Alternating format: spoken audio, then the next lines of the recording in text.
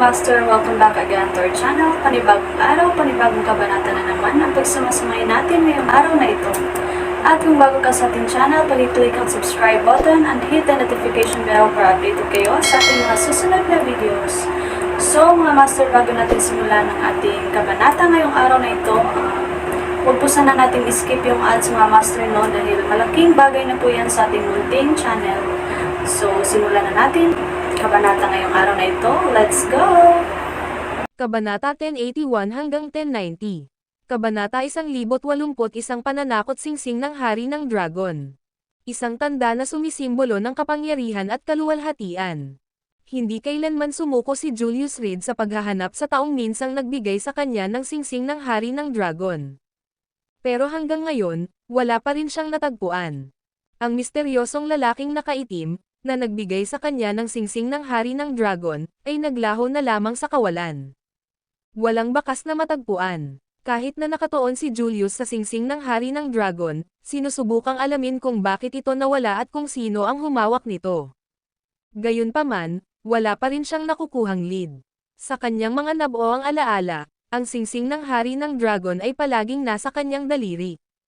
Ang tanging posibleng panahon na umalis ang singsing sa pag-aari ni Julius ay sa pagitan ng mga sumunod na pangyayari ng labanan sa Maniabing Bundok at nang siya ay lumitaw sa lungsod ng Gonzales. Walang laman ang mga alaala noong panahong iyon. Wala siyang maalala kahit isang detalye. Kinalkula ni Julius ang oras batay sa petsa ng labanan sa Maniabing Bundok at sa kanyang unang pagdating sa lungsod ng Gonzales. May kalahating buwang pagitan. Ano ba ang nangyari sa kalahating buwan na iyon? Iluwa mo. Biglang tumayo si Aaron Jackson, nag-aalab sa galit ang mga mata habang nakatitig kay Zaid Radcliffe at sumigaw, "Sino ang lalaking nakaitim?" Mas gusto pa niyang malaman ang sagot kaysa kay Julius. Mabubunyag na kaya sa wakas ang misteryo. Sino ang halos 4 na taon nang nagpaplano sa Gonzales City? Tara na. Pero nang sandaling iyon, tumayo si Julius mula sa sofa, sinulyapan si Zaid Radcliffe ng makahulugan, at walang pakialam na sinabi, "Ngayon na." Gayunpaman, tumalikod siya at umalis nang hindi lumilingon. At kahit na labis na nag-aatubili si Aaron Jackson sa loob-loob niya, masunurin niyang sinunod ang mga utos ni Julius. Ikaw. Ang biglaang pagbabago ng kilos ni Julius ay naging dahilan upang bahagyang magpanik ang kanina'y kalmadong si Zaid Radcliffe. Iniunat niya ang isang kamay at sumigaw sa kanila, ang lalaking nakaitim ay si Ian Jordan. Hindi siya namatay sa labanan sa the North Sea. Ang layunin niya ay katulad ng kay Lillian Thompson, ang magpanggap na patay para nakawin ang Divine Dragon tripod mo. Julius, ikaw, kumabog. Habang nagsasalita siya, nagsimulang umagos ang dugo sa bibig ni Zaid Radcliffe. Pagkalipas ng 5 segundo, nanlaki ang mga mata niya nang bumagsak siya sa sofa. Hindi gumagalaw, patay na siya. Tinamaan sa puso ng isang nakamamatay na lason, siya ay marahas na namatay. Kuwit, boss, tungkol po sa relasyon ni Ian Jordan. Pagbalik nilang dalawa sa kotse, agad na lumingon si Aaron Jackson kay Julius at matamang tinitigan ito, totoo ba ang sinabi ni Zaid Radcliffe? Hindi pa sila nakakalabas ng silid ng isiga ni Zaid Radcliffe ang mga huling salita niya. Narinig nila ang lahat, ng malakas at malinaw.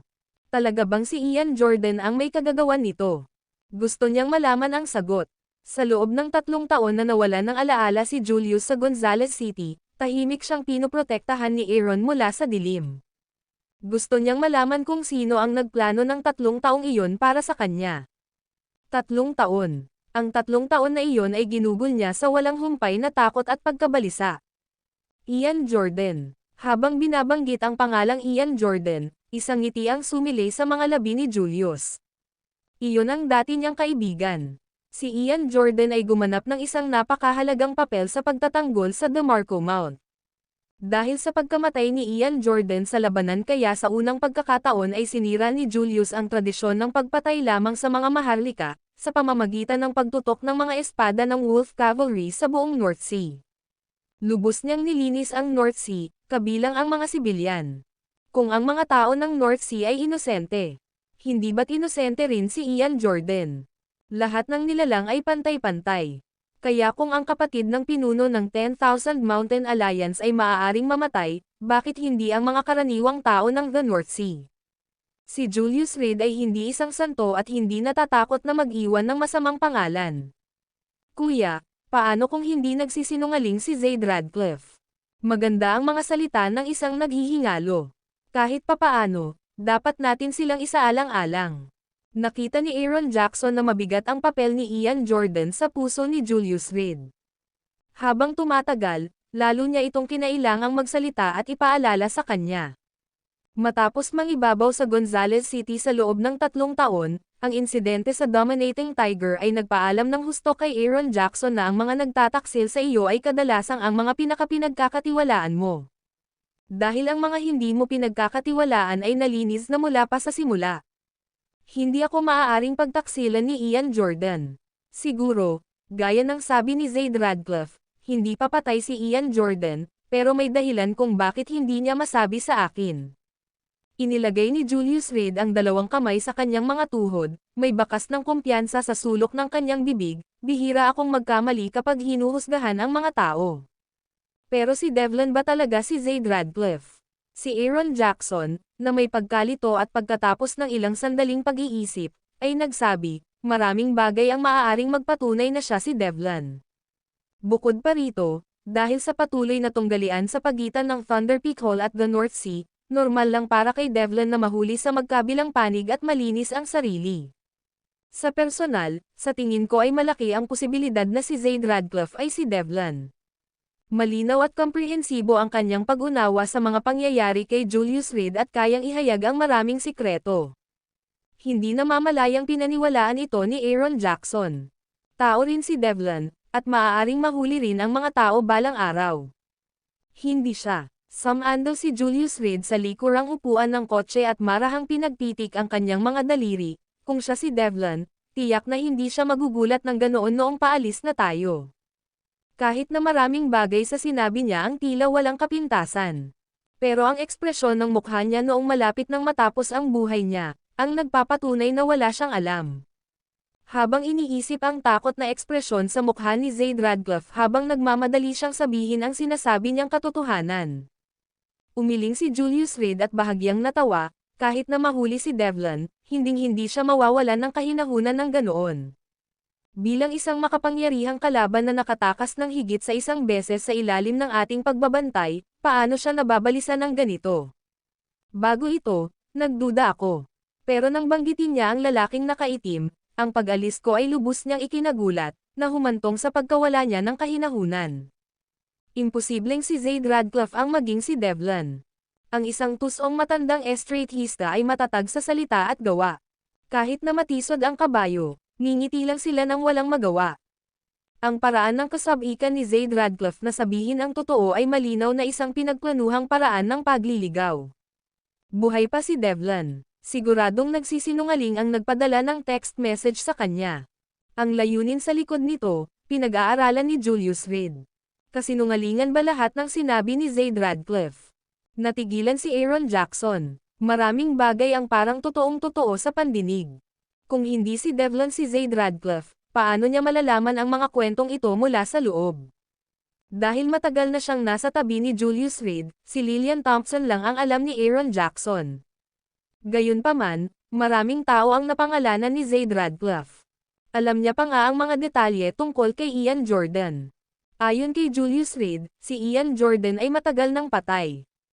Hindi naman talaga. Hindi naramdaman ni Julius Reed na sayang ang araw na ito, kahit papaano ay may kaunting pakinabang. Mayroon akong matapang na hula. Nakatingin sa mga mata ni Aaron Jackson, nagsalita siya ng may bahid ng pagmamalaki, ang taong nag-text sa akin ay dapat may mataas na posisyon sa Thunder Peak Hall. Hindi taga Thunder Peak Hall si Rogan Harsh. N-on-0-S. Maliit ang posibilidad na makipagtulungan ang matigas ang ulong matandang lalaking ito sa Thunder Peak Hall sa isang panlilinlang. Kaya, pinaghihinalaan ko na ang nagpadala ng mensahe ay si Devlin mismo. Si Devlin. Kumunot ang noo ni Aaron Jackson, medyo natakot, kung siya talaga yan, si Zaid Radcliffe nga. Isang kambing na sisirain. Mahinahong nagsalita si Julius Reed. Tamad siyang nagunat, habang nakatingin sa patio ng pamilya Radcliffe. Ang ganitong galaw ay tanging si Devlin lamang ang makakagawa sa loob ng Thunder Peak Hall. Inakit niya ako rito ng may layunin. Ang mga bagay na sinabi ni Zaid Radcliffe ay malamang na itinuro ni Devlin. Kaya ngayon, ano ang gagawin natin? Biglang kumislap ang takot sa puso ni Aaron Jackson. Nakakatakot ang ganitong kalabang tao. Palaging naroon, laging nagkalkala.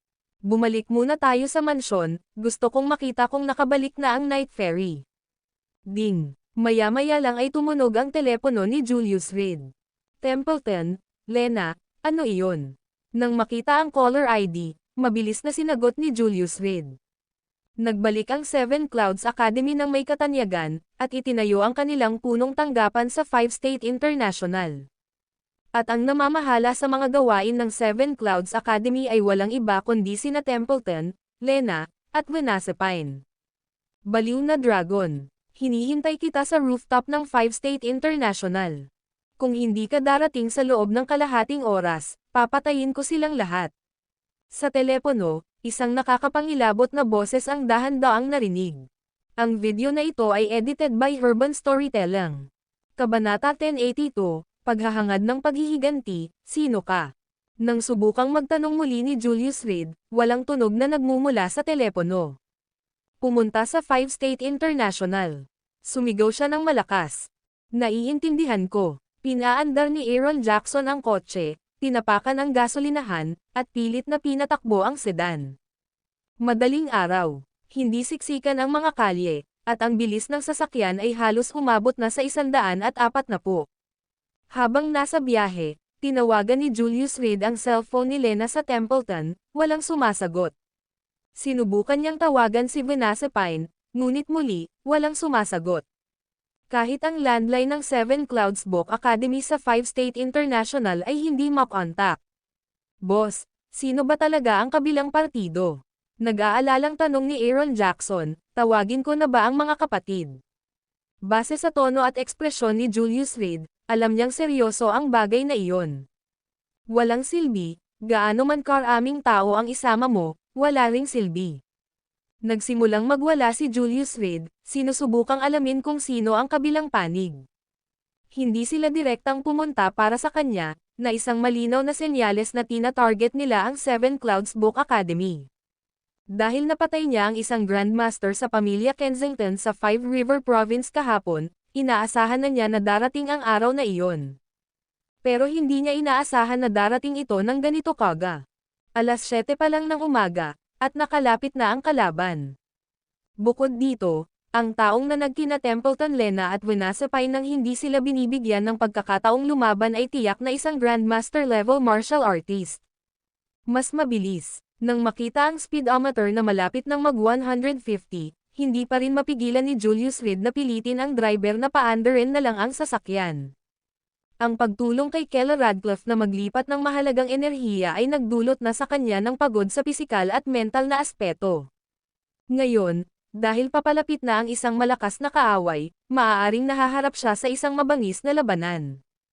Higit sa lahat, malinaw na sinimulan na siyang targetin ni Devlin gamit ang mga pukana nito. Para kay Julius Reed, si Devlin ay parang isang daga na nagtatago sa mga imburnal, isang tinik na walang tigil sa kanyang tagiliran. Maaga o huli, makakahanap siya ng pagkakataon upang tuluyang maalis ang bantang ito. NONO, C0. Pagkalipas ng 10 minuto, huminto ang sedan sa harap ng Five State International Building. Itinulak ni Julius Reed ang pinto ng kotse at patakbong tinungo ang gusali. May maskarang gintong dragon sa mukha niya. Dahil naghahanap ng gulo ang kalaban sa Mad Dragon at Seven Clouds Book Academy, pinili na lang niyang itago ang tunay niyang pagkakakilanlan. Dahil maaga pa, wala pang gaanong tao sa loob ng Five State International. Sa halip, si Itay Huntington, nang makita ang figure ni Julius Reed sa monitor, ay tumakbo palabas ng opisina nang walang sapin sa paa. Julius Reed, tumalon siya ng masigla, ikinakaway ang kanyang mga kamay habang tumatalon-talon. Ang kanyang mukha ay puno ng kaligayahan. Parang isang batang babae na unang nakaranas ng pag-ibig. Simula nang maghiwalay sila sa kabisera, minsan lang sila nagkita sa isang pulong ng lupon.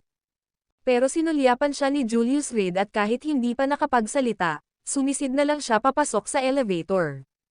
10 minuto. 10 minuto na lang ang natitira bago dumating ang oras na napagkasundoan ng misteryosong lalaking tumawag. Parehong nasa ilalim ng kontrol ng iba sina Templeton, Lena at Vanessa Pine, at wala siyang ganang makipag-usap kay Itay Huntington.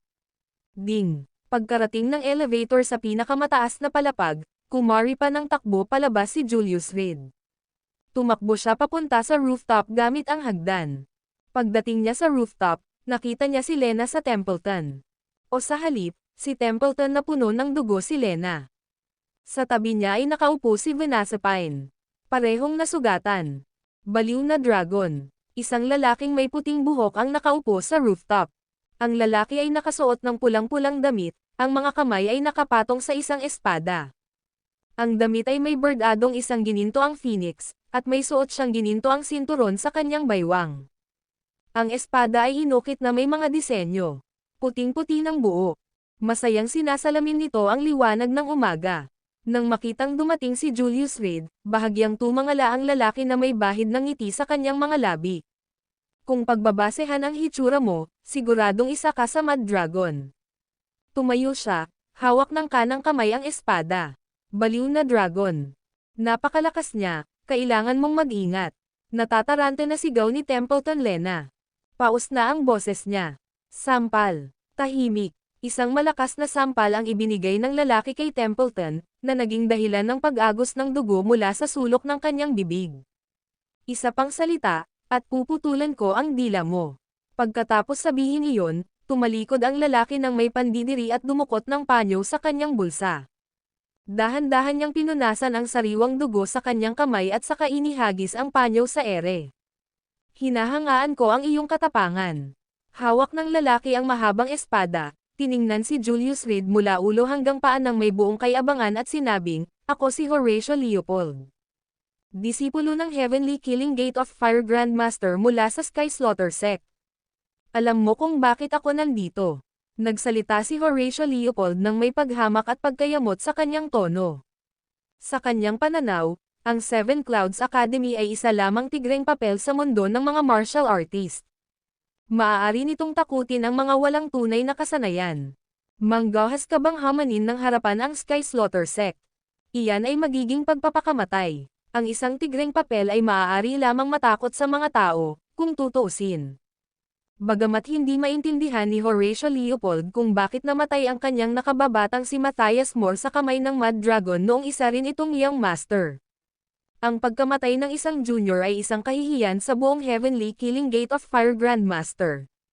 Hindi maikakailang responsibilidad niya bilang nakatatandang kapatid ang maghayganti. Ayokong malaman kung sino ka. Lumapit si Julius Reed at itinuro si Templeton, "Si Lena, sinaktan mo ba ang tauhan ko?"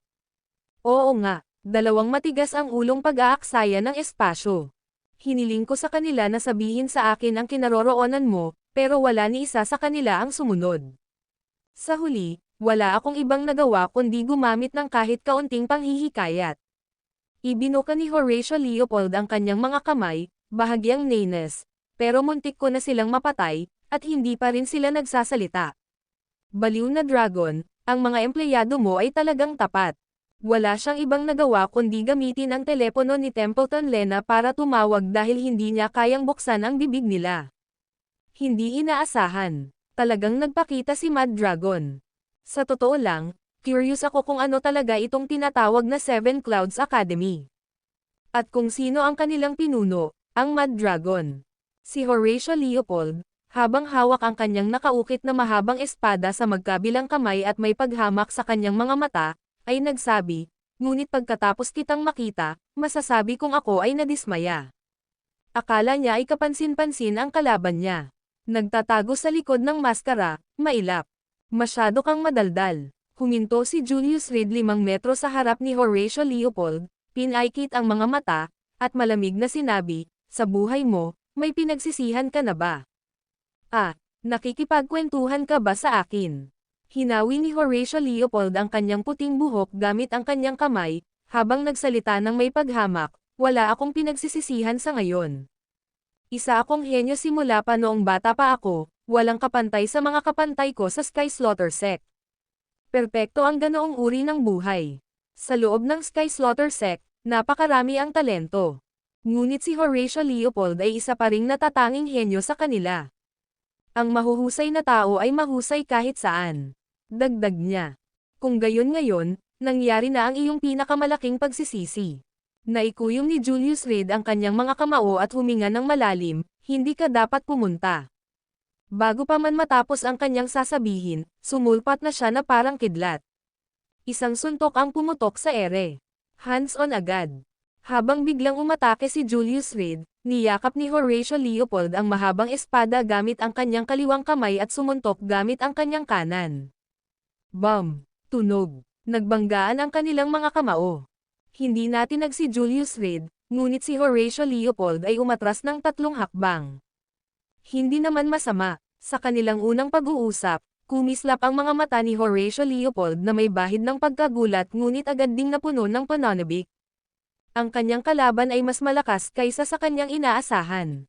Mabuti, akala ko pa nga hindi ko na kailangang bunutin ang espada ko.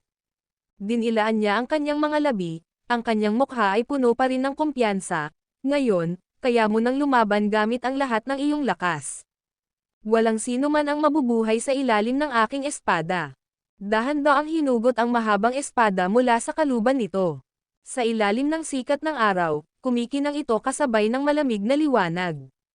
Sina Templeton Lena at Vanessa Pine, na pinakamalapit kay Horatio Leopold, ay nanginig ng hindi namamalayan. Ang pangalan ng espadang ito ay Don. Ang buhay mo ay magtatapos sa pamamagitan ng talam nito. Pinadaan ni Horatio Leopold ang kanyang mga daliri sa talam, at biglang nagyelo ang kanyang ekspresyon. Oy, sus Mariosep, hinugot ang espada. Ang video na ito ay edited by Urban Storytelling.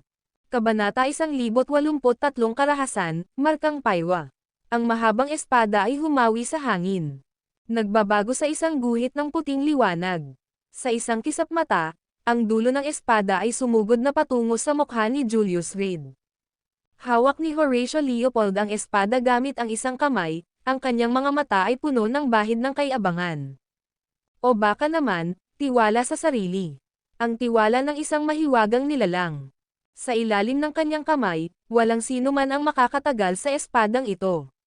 Sa ilalim ng espada, 1500 nawawalang kaluluwa ang nakagawa nito. Hindi magiging iba ang araw na ito. Bigla. Parang kidlat ang paggalaw ng mga kamay ni Julius Reed. Nang akmang sasaksakin na ng dulo ng espada ang lalamunan niya, mahigpit na kinurot ng 2 daliri ang talam. 3 sentimetro. 3 sentimetro na lang ang layo pasulong. At tutusukan nito ang lalamunan sa isang tama lang. Gayunpaman, ang 3 sentimetrong ito ay umuusad ng napakabagal. Hindi nagmamadali si Horatio Leopold. Inilabas niya ang lahat ng kanyang lakas at unti-unting nalalapit ang distansya. 10 segundo na lang. Tagaw sa lalamunan ni Julius Reed ang dulo. Alam mo ba kung ano ang pinakamagandang tanawin sa aking paningin? Tanong ni Horatio Leopold, ang kanyang mga titig ay puno ng kasiyahan. Iyan ang tingin sa mga mata ng aking kalaban bago siya namatay. Haha, tumawa siya ng malakas, at muling pinalakas ang puwersa sa kanyang mga kamay. Tila hindi maiiwasan ang tagumpay. Sa likuran niya, nakadilat ang mga mata ni Vanessa Pine at Templeton, walang tigil na pinapanood ang nagaganap na labanan. Ang kanilang mga puso ay nasa kanilang mga lalamunan. 2 sentimetro, 1 sentimetro, nang wala pang kalahating sentimetro ang layo, nagsimula nang ngumiti si Horatio Leopold. Gaya ng inaasahan, ang mga tinatawag na Seven Clouds Academy at Mad Dragon. Sa harap ng isang Grandmaster, wala nang iba pa. Mamamatay ka sa isang miserableng kamatayan, biglang nagsalita si Julius Reed. Baka sa mukha niya ang kawalan ng magawa. Ang paghina ng kanyang puwersa ng buhay ay lubos nang nagpahina sa kanyang kakayahan sa pakikipaglaban. Kung ordinaryong araw lang laban kay Horatio Leopold, 5 galaw ang kakailanganin para mapatay ang kalaban. Pero ngayon, siya ang talo. Habang iniisip ang umagang kaharap sina Rogan Harsh at Brazen Beaumont, tila ba talagang sumugal siya. Dahan-daang ipinikit ni Julius Reed ang kanyang mga mata. Wala na siyang ekstrang enerhiya para supulan ang nakapanlulumong balak na pumatay sa loob ng Dragon King Ring. Hayaang dumating ang kasamaan. Sa isang iglap, sumabog ang nag-uumapaw na kapangyarihan sa loob ng Dragon King Ring. Isang kalangitan ng nakamamatay na aura ang nagsimulang sumilay mula kay Julius Reed. Malamig. Biglang nanginig si Horatio Leopold. Kahit na isang Grandmaster pa lamang siya, nakaramdam na siya ng kilabot.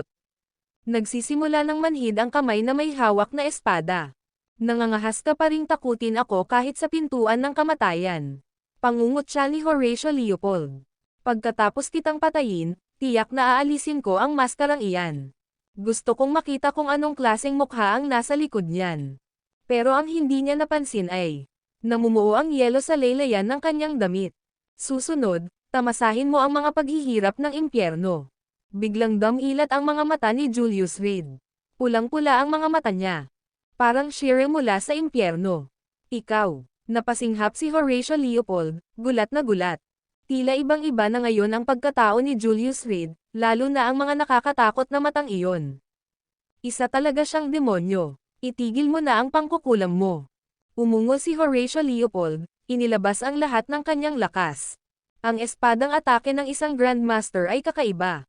Ngunit hindi tulad ng matinding puwersa kanina. Ngayon ay inilabas ni Horatio Leopold ang lahat ng kanyang lakas. Ngunit hindi gumalaw kahit isang pulgada ang espada. Kakaiba. Hindi niya maintindihan kung bakit. Ngunit sa sandaling ito, biglang sumilay ang isang ngiti sa mga labi ni Julius Reed. Isang mapang-akit na ngiti. Ang ngiting ito ay nagparamdam ng lamig sa gulugad ni Horatio Leopold. Sumpaman. Hindi yan ngiti na pangtao. Nagliliyab na apoy. Napaatras siya ng isang hakbang, biglang naglabas ng lakas ang kanang kamay niya. Oy, Sus Mariosep, isang walang pangalang apoy ang dahan-daang nagsimulang magliyab sa hawakan ng espada. Pagkatapos, mabilis itong kumalat patungo sa dulo. Ang Sky Slaughter Sect ay mahusay sa mabangis na apoy. Ang galaw na ito, ang Palm Flame, ay ang sikretong kasanayan ni Horatio Leopold. Kahit sa mga Grandmaster, marami ang hindi nakakapag-master ng teknik na ito. Ngunit hindi pa gaanong kumalat ang apoy ay unti-unti na itong namatay.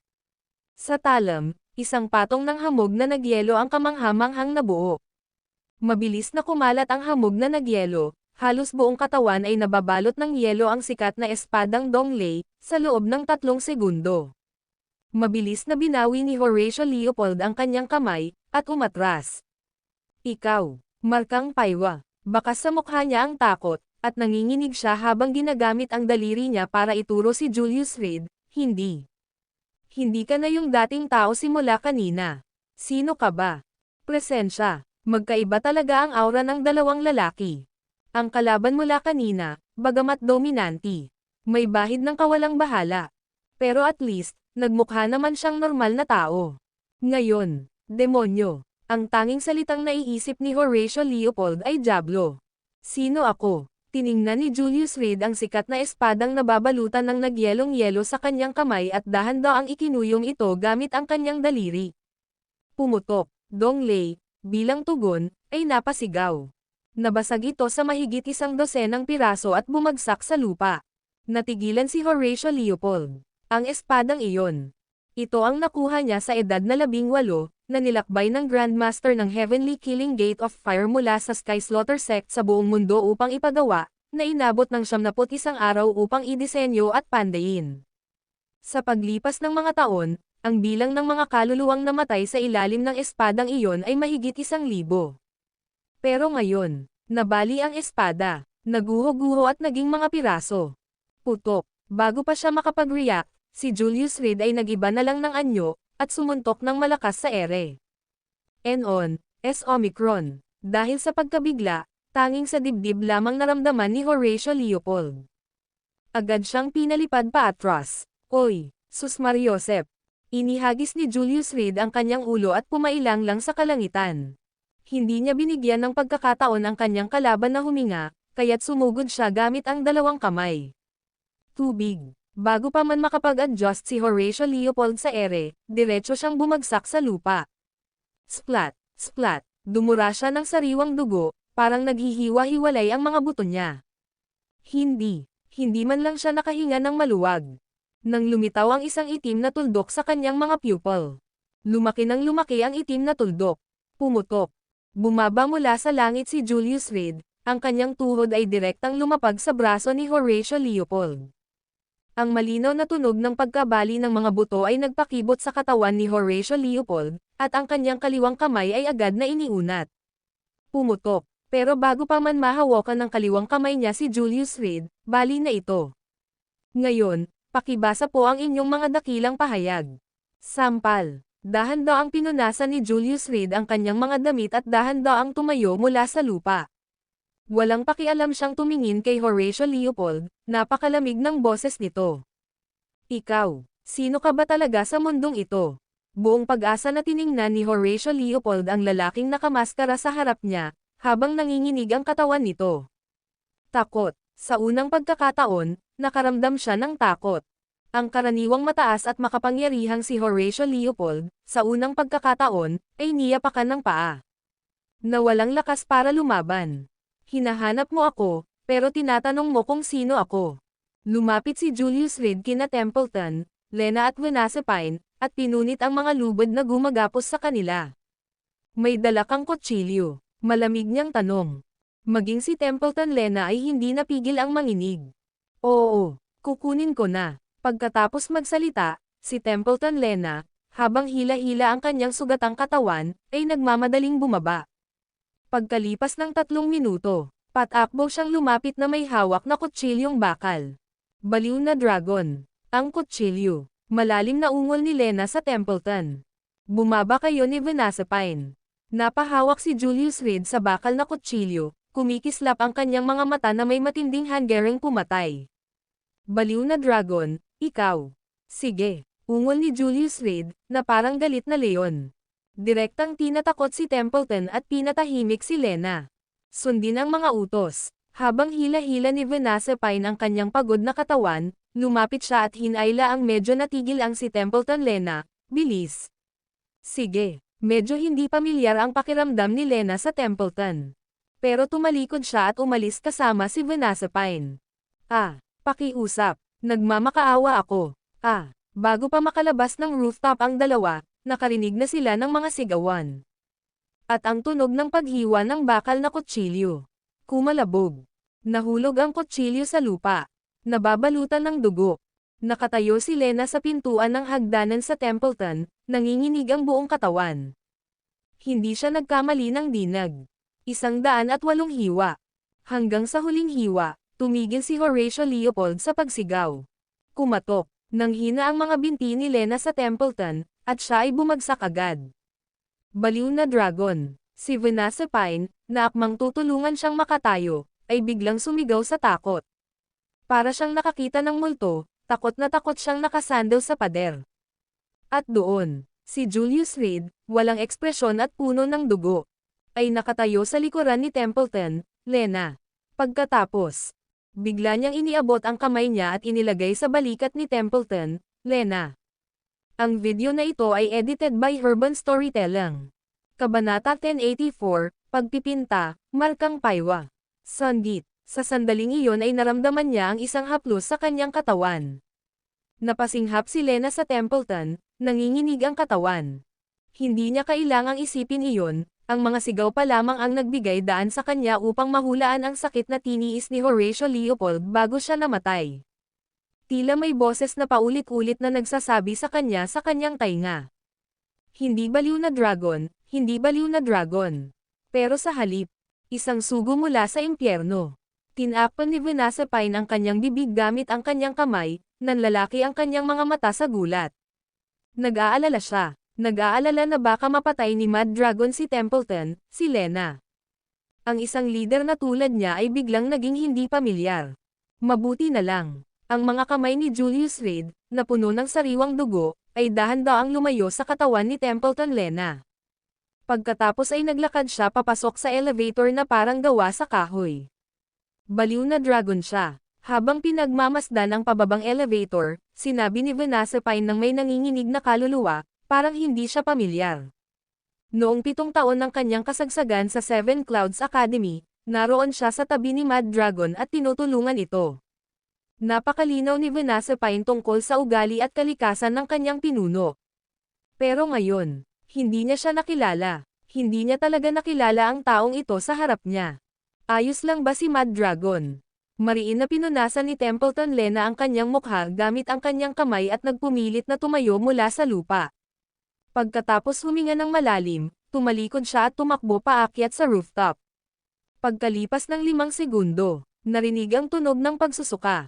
Templeton Lena, narinig ni Vanessa Pine ang tunog at akmang susugod na sana ngunit napahinto siya nang bigla na lamang sumulpot si Templeton Lena. Huwag kang umalis, baka bangungotin ka. Pagkatapos magsalita, bumagsak si Templeton Lena sa lupa. Sa itaas, hindi na makilala ang katawan ni Horatio Leopold. Tanging ang mga basag na buto, na halos hindi man lang kamukha ng anyo ng tao, ang makikita. Nakasaksak ang bakal na kutsilyo sa bungo, diretsyong tumusok. Kuwit, Julius Reed, si Itay Huntington, na naglalakad sa lobby, ay nakita ang pagbukas ng mga pinto ng elevator at malapit nang sumugod ng may pananabik. Pero nang makita niya ang dugo kay Julius Reed, bigla siyang natigilan. May dugo sa damit niya, sa mukha niya, at sa mga kamay niya. Puro sariwang dugo ang natira sa buong paligid. Mula sa 10 metro ang layo, naaamoy niya ang masangsang na dugo nito. Julius, nagsuot na si Itay Huntington ng kanyang sapatos at nagpalit na ng mahabang damit. Ngayon ay hindi na siya nakapagpigil pa at tumakbo palapit sa kanya. Anong nangyari sa'yo? Nasaktan ka ba? Hindi niya pinansin ang kakaibang tingin ng mga empleyado sa unang palapag, at niyakap niya si Julius Reed. Huwag mo akong takutin, pakiusap. Habang sinasabi niya ang mga salitang ito, hindi mapigil ang nanginginig ang katawan ni Itay Huntington. Pag-akyat pa lang niya sa taas ay puno na ng dugo ang katawan niya. Pero ang tugon na natanggap niya ay isang pares ng malalakas na kamay. Kumatok, natambo si Itay Huntington sa lupa. Ang kanyang mga tuhod ay tumama sa sahig na marmol. Napapangiti sa sakit, pero kinagat niya ang kanyang mga ngipin at tumayo, inihagis ang sarili sa kanya sa pangalawang pagkakataon. Julius Reed, huwag mo akong takutin. Medyo natakot si Itay Huntington. Tila hindi pamilyar si Julius Reed sa harap niya. Kahit sa likod ng maskara, makikilala pa rin niya ito. Si Julius Reed iyon. Kumatok. Natulak palayo si Itay Huntington sa pangalawang pagkakataon. Pagkatapos ng maikling sandali ng sakit, tumayo si Itay Huntington sa ikatlong pagkakataon. Sa ikatlong pagkakataon, itinulak siya palayo. Ngunit hindi sumuko si Itay Huntington. Ang pang-4 na beses, ang pang-5 beses, hanggang sa ika-10 beses. Nabasag na ng mga luha ni Itay Huntington ang kanyang makeup. Kumapit siya kay Julius Reed ng buong lakas. Alam na alam ito ni Itay Huntington. Kung itutulak siyang muli palayo sa pagkakataong ito, wala na siyang lakas para tumayo. Patuloy silang nagpupumiglas sa pasukan. Sa wakas, tumigil si Julius Reed sa kanyang paglalakad, ang pulang-pula sa kanyang mga mata ay nagsisimulang maglaho. Napakatanga mo, Markang Paywa. Si Itay Huntington, na naghihintay na itulak palayo, ay biglang nakarinig ng isang pamilyar na boses sa kanyang tainga. Akala niya ay isa itong halusinasyon. Pero maya-maya, isang kamay na may dugo ang dumampi sa pisngi niya. Salamat, mahinang sabi ni Julius Reed. Ikaw. Inangat ni Itay Huntington ang kanyang ulo at nakita si Julius Reed na natanggal ang maskara. Umiiyak siya habang marahang hinahampas ang dibdib nito gamit ang mga kamay. Tinakat mo ako ng todo. Habang tumatagal ang pag-iyak niya, lalo siyang nagiging mabangis. Masyadong maraming tao rito, tara na sa ibang lugar.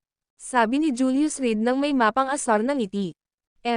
Humagalpak ng mahina si Itay Huntington, pinunasan ang kanyang mukha na may bahid ng luha at sumimangot, may utang ka sa akin para sa mga gastusin sa pagpapagamot. Itinaas niya ang kanyang palda at nakita ang kanyang nasugatang tuhod. Mas mabuti sana kung hindi na lang tumingin, dahil nang makita niya ito, agad siyang napasigaw sa sakit. Ang karaniwang mapang utos na balo ngayon ay nagmukhang isang batang babae. Sige, kahit gaano kalaki ang halaga, babayaran kita. Binuhat ni Julius Reed si Itay Huntington at mabilis na naglakad papunta sa opisina sa ikalawang palapag. Putok, sumara ang pinto, pasensya na. Matapos ilagay si Itay Huntington sa sofa, naghugas si Julius Reed ng kanyang mga kamay sa lababo at pinunasan ang kanyang mukha. Ang kanyang tingin ay nakatuon ng lubusan sa singsing ng hari ng dragon. Lalong lumalakas ang malisyosong aura. Habang nasa itaas, Sandali siyang nakabawi sa kanyang katinoan. Ngunit pagkababa, kung hindi lang siya pinigilan ni Itay Huntington kahit isinapanganib nito ang sarili nitong buhay, hindi alam ni Julius Reed kung ano ang maaaring nangyari. Ano? Anong nangyari sa iyo? Kahit gustong umiyak ni Itay Huntington sa sakit, tiniis niya ito. S. Omicron. Higit sa kanyang sarili, nag-aalala siya para kay Julius Reed. Dahil mahigit kalahating taon na silang magkakilala, ngayon lang niya nakitang mawalan ng kontrol si Julius Reed ng ganito. At parang hindi siya pamilyar. Para bang nagbago siya at naging isang taong halos hindi na niya makilala. May mga bagay na medyo komplikado ipaliwanag. Pinaikit ni Julius Reed ang kanyang mga mata, at marahang hinaplos ang singsing ng hari ng dragon. Sa singsing, nagsimulang lumabo ang dalawang matang dragon. Kalaunan, naging maitim na pula ang mga ito. Ito ang unang pagkakataon na tuluyang nasakop ng malisyosong aura ang kanyang pandama. Kadalasan, kayang pigilan ito ni Julius Reed at mabilis na alisin ang malisyosong aura pagkatapos ng isang away. Ngunit sa pagkakataong ito, unti-unti na siyang nawawalan ng buhay, dahilan para manghina ang kanyang katawan. Muntik na siyang magdulot ng isang sakuna. Mabuti na lang at noong siya ay malinaw ang kanyang pag-iisip, hiniling niya kay Horatio Leopold ang impormasyon at natuto siya ng ilang bagay. Hindi nagkataon lamang ang presensya ni Horatio Leopold sa lungsod ng Gonzales. May nagpadala ng sulat sa Sky Slaughter Sect, na naghahatid ng balita tungkol sa pagkamatay ni Matthias Moore at ang lokasyon ng punong himpilan ng Seven Clouds. Iyan ang nagpasiklab ng galit ng sekta at ng pagbaba ni Horatio Leopold mula sa mga bundok. Pero sino kaya ang nagpadala? Ang North Sea, o ang Thunder Peak Hall? Kumuha si Julius Reed ng isang sobrang may bahid ng dugo mula sa kanyang bulsa. Ito ang natagpuan niya kay Horatio Leopold bago siya namatay. May mabahong amoy ang sulat. Sa ibabang kanang sulok, may isang piyani na tinusok ng isang mahabang espada. Pinilit ni Julius Reed na alalahanin ang mga nangyari. Pero hindi pa rin niya maalala kung saan niya nakita ang simbolong ito dati. Ang liham ay naglalaman ng detalyadong impormasyon tungkol sa Akademya ng Seven Clouds at isang detalyadong salaysay ng pagkamatay ni Matthias Moore. Sino kaya yan? Matapos itabi ang sulat, inilabas itong muli ni Julius Reed at binuklat. Kinuhanan niya ng litrato ang simbolo ng mahabang espada na tumutusok sa piyani gamit ang kanyang cellphone at ipinadala ito sa telepono ni Lena sa Templeton. Kung sakaling lumitaw ang simbolong ito sa mundong ilalim, tiyak na matutunton ito ni Vanessa Pine at Templeton Lena. Sa katunayan, noong unang beses na nakilala siya ni Vanessa Pine, ibinigay niya rito ang confidential na file ng Seven Clouds Academy na may bahid ng dugo, na maaaring may record din. Alagaan mong mabuti ang mga sugat mo rito, pupuntahan kita pagkatapos kung matapos ang mga kailangan kong gamutin. Habang nakatingin sa abalang mukha ni Itay Huntington, nakaramdam si Julius Reed ng kaunting pagkakasala. Binuksan niya lang ang pinto at naglakad palabas. Grabe, hindi pa siya nakakaalis, nang marinig ni Julius Reed ang isang nakakadurog ng pusong sumpa mula sa loob ng silid. Habang palabas siya ng Five State International, sabik na tumingin sa paligid si Aaron Jackson. Boss, kumusta ang nangyari? Nang makita si Julius Reed, dali-dali siyang nagtanong. Tara na, balik na tayo sa villa. Pumasok si Julius Reed sa kotse, hindi sinasadyang nahadjap ng kanyang mga mata ang painting na ipinadala sa kanya ni Francis Leocadia. Ang painting na ito, palaging itinatapon sa likurang upuan ng kotse. Dahil wala nang mas mabuting magagawa, nagpasya si Julius Reed na tingnan kung anong kayamanan iyon. Pagkabukas ng balumbon, isa itong larawan. Pero nang makita niya ang mukha ng babae sa painting, biglang nagbago ang ekspresyon ng kanyang mukha. Ang babaeng ito ay talaga. Ang video na ito ay edited by Urban Storytelling. Kabanata 1085, Tao sa pagpipinta. Isa lamang itong ordinaryong pagpipinta. Kahit na, kung hindi nangyari ang insidenteng ito ngayon, baka nakalimutan na ito ni Julius Reed. Nakalimutan kung minsan pala siyang binigyan ni Aaron Jackson ng ganoong bagay. Ang babae sa ipinintang larawan ay nakasuot ng damit na gawa sa puting gasa. Sa kanyang mga kamay, hawak niya ang isang jade flute. Para siyang isang diwatang bumaba mula sa langit. At ang babaeng ito ay walang iba kundi si Isabella Worm. Ang pinakapaborito sa apat na personal na katulong ni Julius Reed. Sa pinakatuktok ng pagpipinta ay nakasulat ang apat na malalaking karakter. Isang diwata ang bumababa. Malinaw na sa puso ni Aaron Jackson, isa itong diwata. At ang petsa ay mula kalahating taon na ang nakalipas. Kalahating taon na ang nakalipas. Marahang kinurot ni Julius Reed ang noo niya gamit ang kamay nito. Base sa kanyang nalalaman sa kasalukuyan, si Isabella Worm ay dumalo sa piging ng bisperas ng bagong taon ng Thunder Peak Hall, isang taon na ang nakalilipas. Sinasabing si Lola Zaihua pa nga ang kumuha ng dugo ni Isabella Worm. Pero ang petsa sa ipininta ay kalahating taon na ang nakalipas. Nakita na ba ni Aaron Jackson si Isabella Worm kalahating taon na ang nakalipas? Kinuha ni Julius Reed ang kanyang mobile phone, at saka lamang napagtanto, nang may kawalan ng magawa, na wala man lang siyang impormasyon sa pakikipag-ugnayan kay Aaron Jackson. Sa ngayon, gustong-gusto niyang mahanap ang dawes na ito para maintindihan ang sitwasyon noon. Walang maaaring magkamali. Ang tao sa painting ay si Isabella Worm nga. Bagamat hindi naman kakaiba ang kanyang husay sa pag-espada, maganda naman ang pundasyon ni Aaron Jackson sa pagpipinta. Napakalinaw ng pagkakalarawan ni Isabella Worm. At tila biglang bumalik ang panahon, 4 na taon na ang nakalilipas. Mga araw bago ang labanan sa Maniyabing Bundok, 4 na taon na ang nakalilipas. Aaron Jackson, papuntahin mo agad ang mga tauhan mo sa Northern Mount, at kontakin mo si Aaron Jackson para sa akin sa pinakamabilis na bilis. Kumuha si Julius Reed ng isang ginintoang panulat mula sa kanyang dibdib at isinulat ang isang linya ng teksto sa isang piraso ng papel. Pagkatapos niya itong itupi ay iniabot niya ito. Siguraduhin mong mabilis ito hanggat maaari. Pagkatapos niyang sabihin iyon ay ibinalik niya ang tingin sa painting. Baka may nagsisinungaling. Pero nang harapin niya ang mga mamamatay tao na iyon sa kabisera noon, tila hindi sila nagsisinungaling. Kahit may nakasabit na kutsilyo sa kanilang mga leeg, may balak pa rin ba silang mag-imbento ng mga kasinungalingan? Lalo na ang mga salita ng Ghost Valley Master na si Eleanor Pendleton, na lalong nagdulot sa kanya ng kalituhan. Nang maisip ito, kinuha ni Julius Reed ang numero ni Cold Nelson at mabilis itong tinawagan. Dapat ay magkaroon ng ilang resulta ang Wolf Cavalry sa kanilang magdamag na pagsalakay. Banal na guro, pagkalipas ng 3 segundo, narinig ang malalim na boses ni Cold Nelson sa receiver. Mainit ba si Isabella sa Ghost Valley? Nang itanong niya ito, bahagyang kumirot ang puso ni Julius Reed. Umaasa talaga siyang naroon si Isabella Worm. Sa ganoong paraan, maaaring malutas ang palaisipan. Banal na guro, matapos maghanap sa Ghost Valley ng ilang panahon, nakapatay kami ng ilang tao, ngunit wala ni isa sa mga babaeng natagpuan namin ang si Isabella Worm. Naiinis na sabi ni Cold Nelson, ipinakita ko ang litrato ni Isabella Worm, hindi siya kilala ng mga disipulong ito ng Ghost Valley. Pero may nagsabi na may dumating ang babae ilang araw na ang nakalipas, at may isa pang dinala palayo. Sino ang ibang tao? At sino itong bagong babaeng dumating? Nagkaroon ng masamang kutob si Julius Reed. Misteryosong nawala ang bago-bago ang aming pagsalakay sa Ghost Valley. Pero mainit pa rin ang mga kumot sa kwarto niya. Nagpadala ako ng mga tauhan para habulin sila, pero wala pa rin silang natuklasan sa ngayon. Kung tungkol naman sa babaeng narito dati, itinago siya sa pinakamalamig na lugar sa Ghost Valley, at wala pang nakakita sa kanya. Pero ayon sa mga pag-amin ng mga pangunahing disipulo ng Ghost Valley, ang taong kumuha sa babaeng ito ay si Devlin.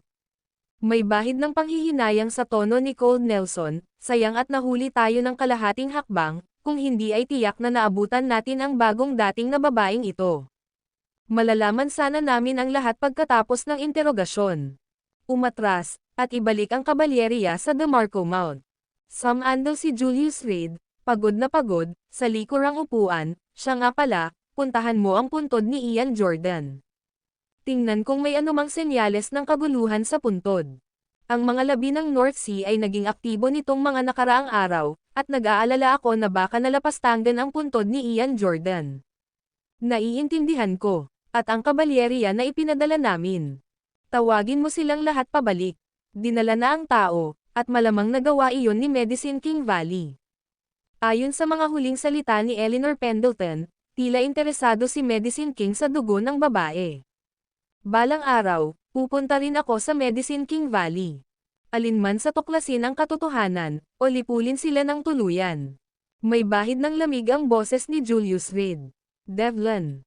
Si Devlin na naman. Sa bawat pagkakataon, isang hakbang ang nauuna ni Devlin. Kasama na ngayon, ang pinakamalapit na dating niya kay Isabella Worm. Sana talaga ay nabihag ni Devlin si Isabella Worm. Kahit papaano, buhay pa rin siya. Matapos masabi ang mga salitang ito, unti-unting hamupa ang paghinga ni Julius Reed. Dahil sa pagod, nakatulog siya sa kotse. Sa maikling panahon na iyon, nanaginip siya. Sa panaginip, may isang lalaking nababalot ng dugo, hawak ang isang ulo sa kanyang kamay, malamig na nakatitig kay Julius Reed. Patuloy na sumisigaw ang lalaki habang paulit-ulit na sinasaksak ang sarili gamit ang kutsilyo. Sa wakas, sumugod siya patungo kay Julius Reed. Ha! Biglang nagmulat ng mga mata si Julius Reed. Malamig na pawis ang namumuo sa noo niya. Kahit panaginip lang iyon, malinaw pa rin niyang nararamdaman ang balak na pumatay na nagmumula sa kausap niya. O sa halip, ang kasamaan. Hindi niya namamalayang sinulyapan niya ang singsing ng hari ng dragon. Nagliyab sa pulang ilaw ang mga mata ng dragon na nasa singsing. Pagkatapos ng maikling pagkislap, unti-unting nawala ang liwanag. Sa kung anong dahilan, pakiramdam ni Julius Reed ay nakita na niya ang taong iyon sa kanyang panaginip dati. Ngunit napakarami na niyang napatay at hindi na niya talaga maalala kung sino lahat ang napatay niya. Dahan-daang huminto ang sasakyan sa harap ng mansyon. Tandaan mo, ipadala mo sa akin ang sulat na iyan sa Northern Mount. Pagkatapos magbigay ng mga tagubilin, itinulak ni Julius Reed ang pinto ng kotse at naglakad patungo sa itaas. Medyo pagod na pagod, kailangan niya munang magpahinga. Sa itaas, si Keller Radcliffe ay mahimbing pa ring natutulog. Pero bumalik na sa normal ang vital signs niya. Nawala na ang Night Fairy, habang si Lillian Thompson ay nakaupo sa sofa at nanonood ng TV. Soberano. Nang makitang bumalik si Julius Reed, mabilis na tumayo si Lillian Thompson at sinabing, natagpuan na ng mga kasama ko ang kinaroroonan ni Grace River. Pagkatapos maglakbay sa dagat, tila patungo siya sa Bundok Brelan. Sa tingin mo ba dapat natin? Bundok Brelan. Naningkit ang mga mata ni Julius Reed, nagulat, ang Bundok Brelan ay wala pang 300 milya ang layo mula sa Northern Mount. Oo, ang lugar ay napapalibutan ng mga bundok, na may maraming nakatagong sekta na nagkukubli. Hinala ko ay maaaring lumitaw si Isabella Worm sa Bundok Brelan. Tiyak na sigurado si Lillian Thompson, kilala ko ang ugali ni Grace River, hindi siya kikilos ng walang lubos na kumpiyansa. Ipagpaliban na lang natin. Huminga ng malalim si Julius Reed at pumasok sa kwarto, medyo pagod ako. Putok, kasabay noon ay ang pagsara ng pinto. Naiwan si Lillian Thompson na medyo naguguluhan. Tuldok, sa harap ng Ghost Valley. N0 noo, S Omicron. Nagkalat ang mga bangkay kung saan-saan. Umapaw na ang dugo sa lupa. Ang mga disipulo ay nakahiga ng walang kaayusan, ang mga mata ay dilat na dilat sa kamatayan. Isang matandang lalaking nakasuot ng itim na damit ang natapakan ang medyo namuong dugo. Dahan-dahan siyang naglakad patungo sa malaking bulwagan. Sa loob ng bulwagan, daan-daang mga disipulo ng Ghost Valley ang nagkukumpulan. Napuno ng takot ang kanilang mga mata. Sino ang gumawa nito? Mahinahong tanong ng matanda, pero walang sumagot. Sino ang gumawa nito? Nagtanong siya sa pangalawang pagkakataon. Nanatiling tahimik ang mga disipulo ng Ghost Valley. Huminga ng malalim ang matanda at sumigaw ng malakas, sino ang may gawa nito? Pumutok. Sa bulwagan ng Ghost Valley, agad na nabali ang 1 metrong kapal na haligi. Maging ang mga tile sa sahig ay basag na lang ng hindi sinasadya. Ang mga nakaligtas na disipulo ng Ghost Valley ay direktang nawalan ng malay dahil sa pagkabigla. Isang tambak ng basura. Inihagis ng matandang lalaki ang kanyang manggas sa galit at tumalikod upang umalis. Nang marating niya ang pintuan na bato, biglang bumagsak ang kanyang tingin sa bangkay ni Nashville. Dahil sa loob ng manggas ni Nashville, may kahon na gawa sa brocade. Yumuko ang matanda at dahan-daang kinuha ang kahon na brocade. Binuksan niya ang kahon at marahang sumangot, Medicine King Valley. Ang video na ito ay edited by Urban Storytelling. Kabanata 1086 na Mark Jackson nagising si Julius Reed. Gabi na noon. Dali-dali niyang kinuha ang kanyang telepono. Mabuti na lang at walang missed calls. Ibig sabihin noon ay wala siyang nakaligtaan na anumang mahahalagang mensahe. Nang mapatingin siya sa simpleng Rolex na nasa kanyang palso, napagtanto niyang 6:00 na pala ng gabi. Nagdidilim ang langit. Nagsimula nang lumalim ang gabi. Tahimik na papalapit ang panganib. Ito ang unang pagkakataon na nakatulog ng ganito katahimik si Julius. Omicron, mabuti na lang at medyo bumalik na ang sigla niya, kaya mas masigla na siya ngayon kumpara noong umaga. Mahimbing pa rin ang tulog ni Kella Radcliffe. Mukhang bukas na siya madyay gising. Tinatamad na nagunat si Julius, hawak ang kanyang telepono habang itinutulak ang pinto ng kwarto. Gumising ka na. Nakaupo sa sopa, nanunood ng TV kasama si Lillian Thompson ay si Kella Radcliffe, o sa halip, ang night fairy na si Gabriel Abernathy na nagpapanggap na si Kella Radcliffe, na bumati sa kanya ng may ngiti. Mukhang pagod ka, kaya hindi kita hinayaang istorbohin. Tumayo si Gabriel, hinawakan ang kamay ni Julius, at inakay ito papunta sa kusina, habang masiglang sinasabing, "Honey, may inihanda akong pagkain para sa iyo." Nang makita ni Julius ang pamilyar na mukha sa harap niya, nakaramdam siya ng ilusyon. Kung ito lang sana ang tunay na Kella Radcliffe, ang galing sana. Dati, ayaw mo talaga akong tawaging Oni. Naupo si Julius sa isang upuan, pinapanood si Gabriel na naghahain ng pagkain at napahadjejek. Bukod pa riyan, mahina ang husay mo sa pagluluto. Nakakagulat na matapos mong minsang harapin ang panganib, naging mas mahinahon ka at ang iyong mga kasanayan sa pagluluto ay lubos na bumuti. Mahina ang kasanayan sa pagluluto ni Kella Radcliffe dahil si Julius ang nagluluto sa nakalipas na 3 taon. Ang pinakamalaking benepisyo ng immortalidad ay ang labis na pagkabagot na susubukan ng isang tao ang kahit ano. Ang paggawa ng ilang mga bagay ng mas madalas at natural ay nagpapahusay sa isang tao sa mga ito nang hindi namamalayan. Nagulat sa sinabi niya, muntik nang mabitawan ni Gabriel ang mangkok mula sa mga kamay niya. Hindi, dahil naranasan ko na ang buhay at kamatayan, baka gusto kong mas pahalagahan ang mga panahong magkasama tayo. Namumula si Gabriel habang naupo sa upuang katapat ni Julius. Ang isa ay kumain, ang isa naman ay nanonood.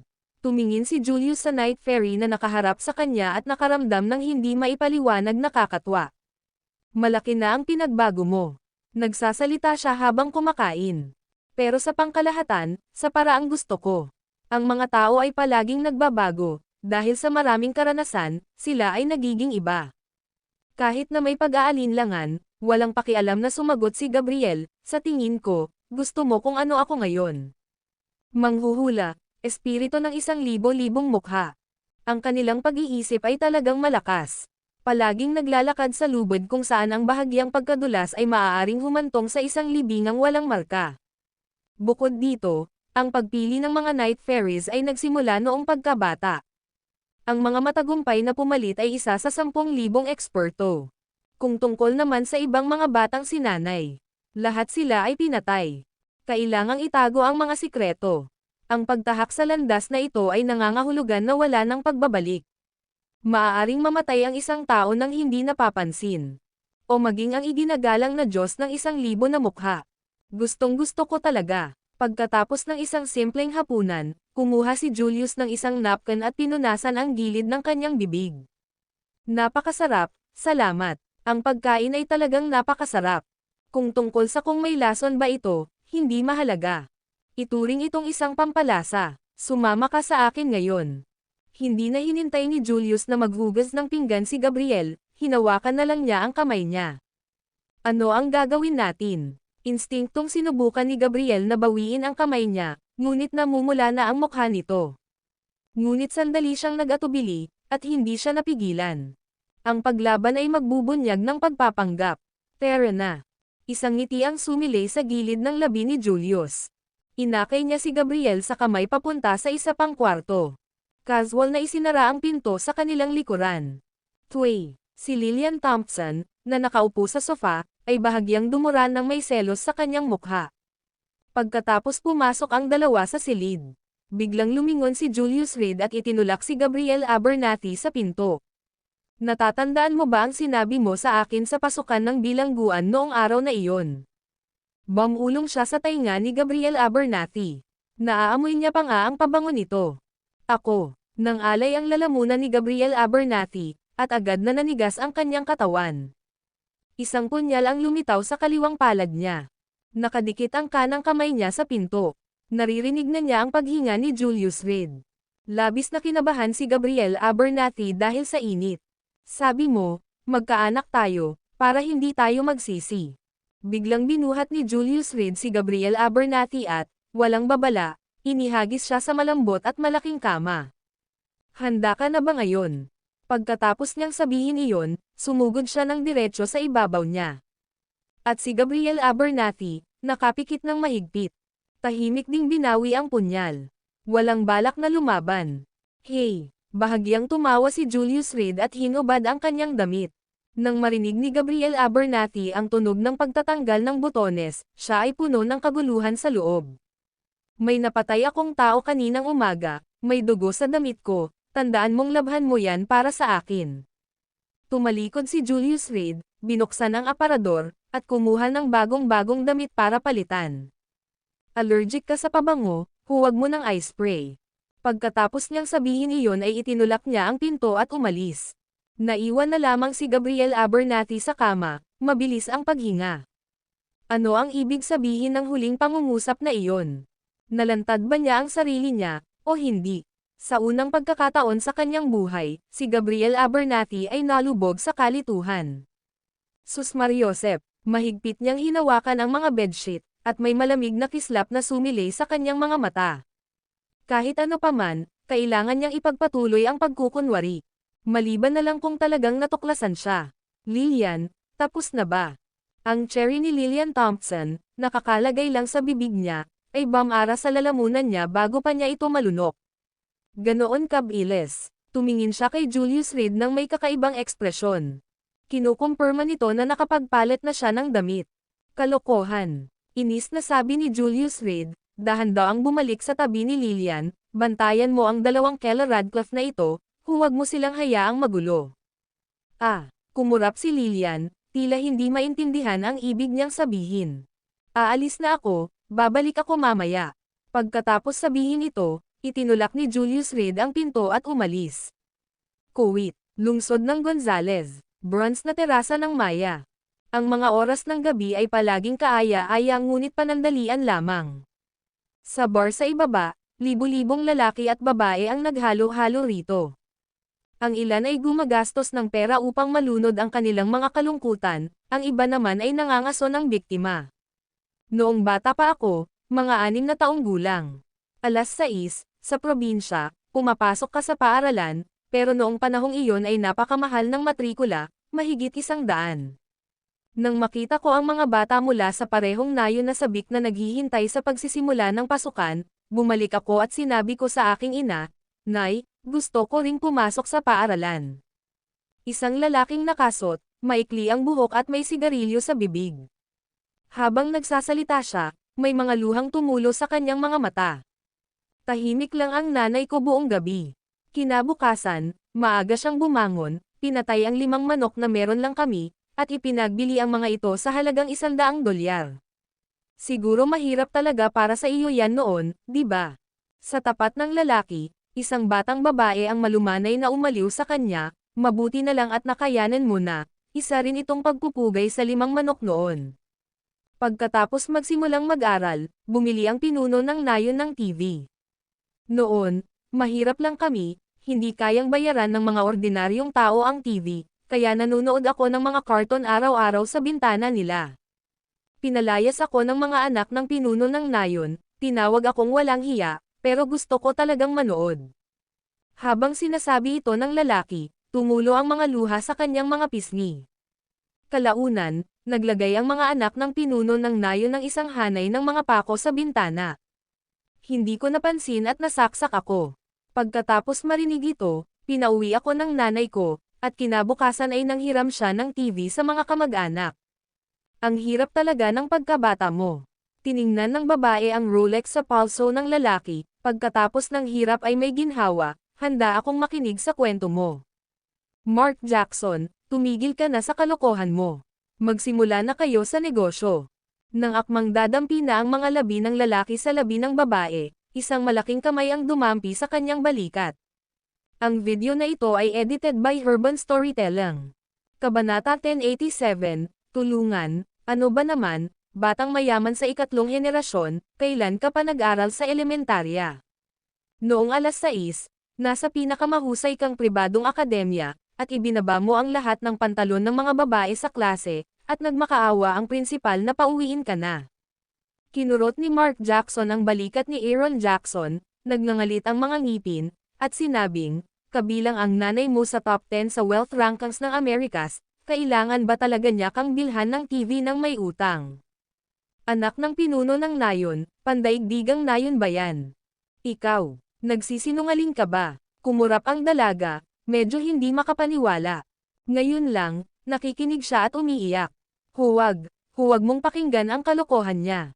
Ipinakita ni Mark Jackson ang Rolex sa kanyang palso, habang nagsasalita ng may bahid ng lungkot, maniniwala ka ba sa akin? Naniniwala ako, mariing tumango ang dalaga. Kung gayon, hintayin mo ako rito. Dahan-daang dinampi ni Mark Jackson ang sarili niyang mga labi, saka siya nag-flying kiss. Ihanda mo na ang mga inumin, hintayin mong marinig ang kwento ko.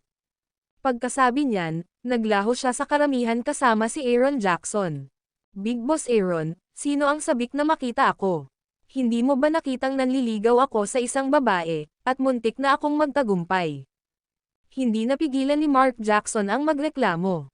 Siya ay anak ni Alex Jackson, isang mayamang negosyante mula sa Amerika. Ang kanyang ina ay isang kilalang babaeng tycoon, tagapangulo ng Tommy Company.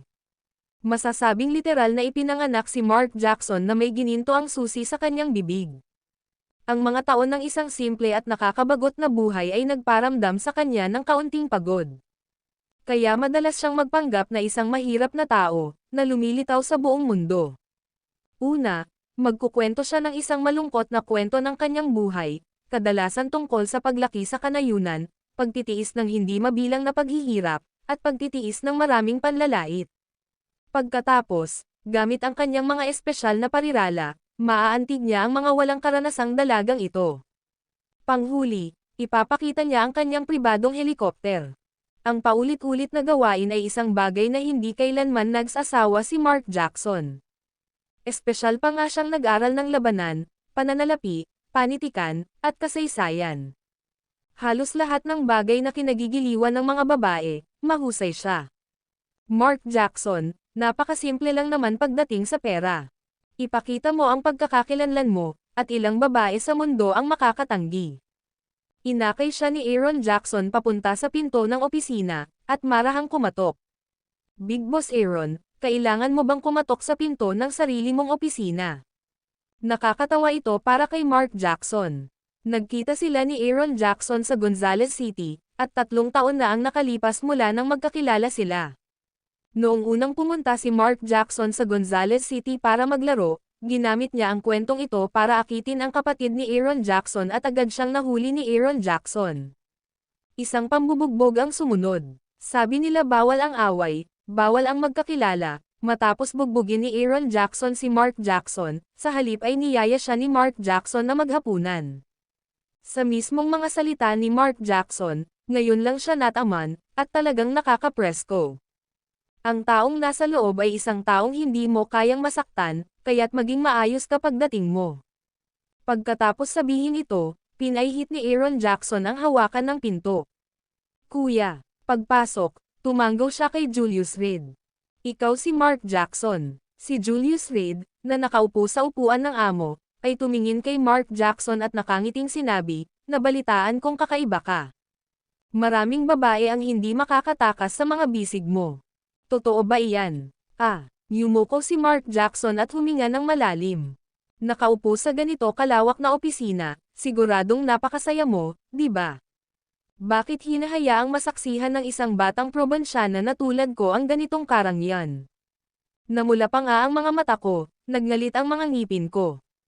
Mga kamay ko, nakakuyom ang mga kamao. Mahinang humagulgol siya, ang tono niya ay may bahid ng hinanakit, hindi mo ba ako maaaring hayaang mapanatag? Tingnan natin, ilang ngipin na ang nangagat mo. Biglang lumitaw sa harap ni Mark Jackson, nang walang nakakaalam kung kailan, naroon pala si Julius Reed. Napahawak siya sa baba niya. Pumutok. Ang kabilang kamay naman ay binunot ang isang ngipin. Mabuti. Ngayon, nawalan ka na ng isang ngipin. Itinapon ni Julius Reed ang ngipin at tumalikod para umupo sa kanyang upuan. Namumula pa rin ba ang mga mata mo ngayon? Sus Mariosep. Ikaw. Tinakpan ni Mark Jackson ang kanyang bibig, at walang tigil ang pag-agos ng sariwang dugo. Sabi ko na nga ba sa'yo, huwag kang magulo. Kumuha si Aaron Jackson ng panyo mula sa kanyang bulsa, iniabot ito, at matiyagang nagpaliwanag, ito ang aking kuya, si Julius Reed. Aray! Napapikit si Mark Jackson sa sakit, napaupo sa lupa habang nakakuyom ang mga kamao. Nabalitaan kong isa kang anak ng mayamang henerasyon na ginugugol ang kanyang mga araw sa paghahanap ng mga karanasan sa buhay. Dahan-daang tinapik ni Julius Reed ang mesa gamit ang kanyang daliri. Itaas mo ang iyong ulo, may ipapakita ako sa iyo. Ano? Nang marinig ito, tumangala si Mark Jackson, may iritasyon sa kanyang mga mata. Nakikita mo ba itong ashtray? Itinuro ni Julius ang ashtray, habang bahagyang itinaas ang kanang kamay. Kapangyarihan ng isang Grandmaster, kayang manipulahin ang mga bagay sa ere.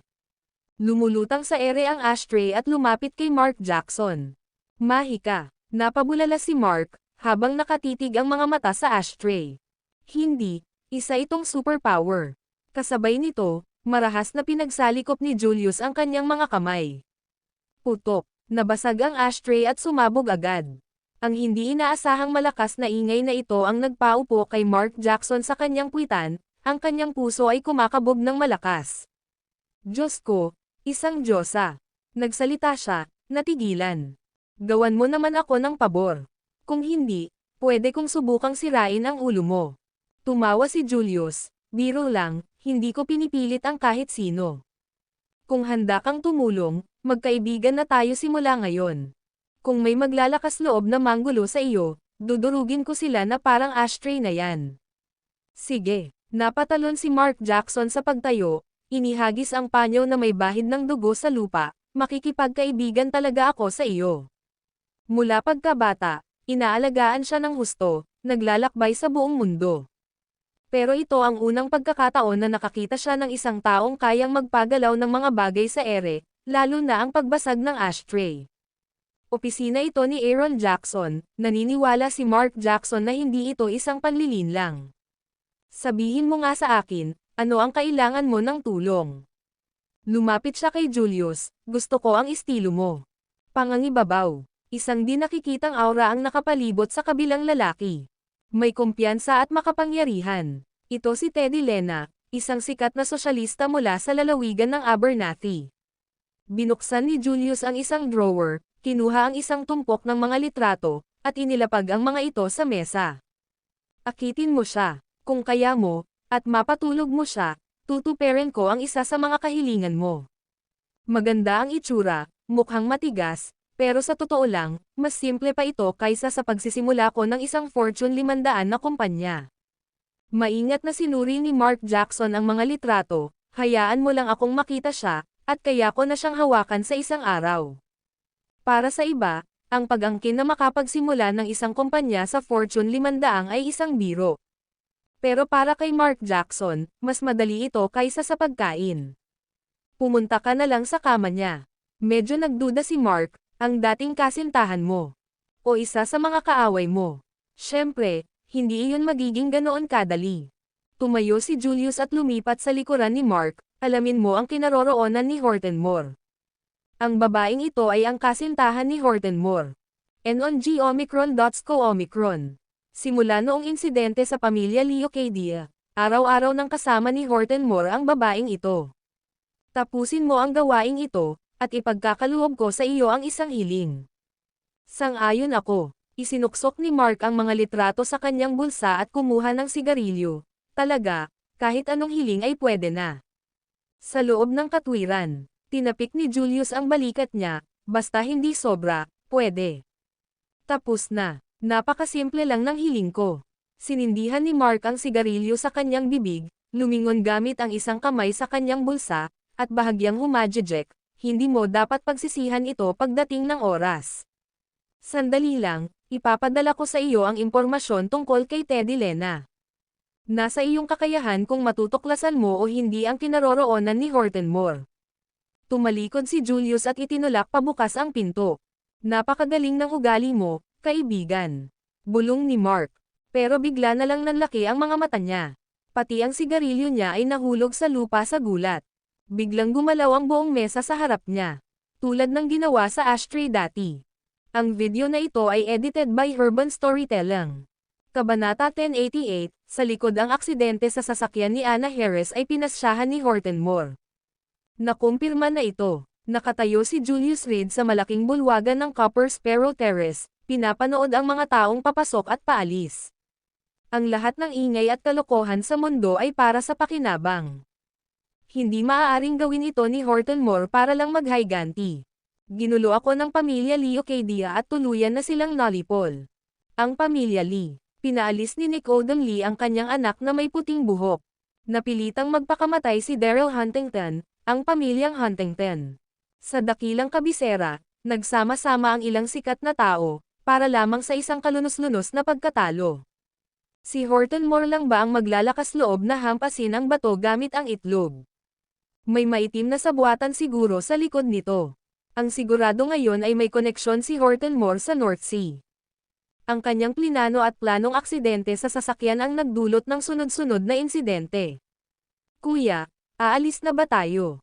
Sumunod si Aaron Jackson, palabas ng opisina, nasa The North Sea si Teddy Lena, at naipasa ko na ang lahat ng impormasyon kay Mark Jackson. Mukhang hindi maaasahan ang batang ito, pero pagdating sa seryosong usapin, mas malupit siya kaysa sa iba. Mayroon siyang ilang mga kasanayan, na lubos kong hinahangaan. Kapag nagtagumpay siya, bibigyan ko siya ng pagkakataon. Huminga ng malalim si Julius Reed at walang pakialam na sinabi, Tara, makipagkita tayo sa kanila, gusto kong marinig mismo. Sumunod ka sa akin. Tumanggo si Aaron Jackson at inakay si Julius Reed papunta sa unang palapag ng basement. Ang silong ng Copper Sparrow Terrace ay teoryang isang silid-imbakan. Naglakad ang dalawa sa pasilyo at huminto sa harap ng isang madilim at mamasamasang silid sa dulong kanang bahagi. Nandito na ang tao. Kumalabog. N-on, S-Omicron. Itinulak ni Aaron Jackson ang bakal na pinto at binuksan ang ilaw. Isang masangsang na amoy ng dugo na may halong amag at amoy ng ihi ang sumalakay sa kanilang mga pandama. Instinctive na tinakpan ni Julius Reed ang kanyang ilong at bibig, bahagyang nakakunot ang kanyang mga kilay.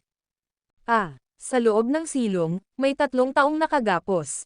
Pagkabukas pa lang ng ilaw, sabay-sabay na sumigaw ang 3. Tinakpan din nila ang kanilang mga mata gamit ang kanilang mga kamay. Nababalot ng dugo ang kanilang mga katawan at gusot na gusot ang kanilang mga damit. Malinaw na nagtamo sila ng malubhang pinsala. Matapos ang maikling pagkataranta, unti-unti silang nakapag-adjust sa pagbabago ng kapaligiran. Pakiusap, hayaan mo na lang kaming umalis. Isang kalbong lalaki ang lumuhad sa lupa, humahagulgol sa sakit. Ito ang driver ng tanker. Ang tinatawag na pagmamaneho ng lasing ay ganap na pinagplanuhan.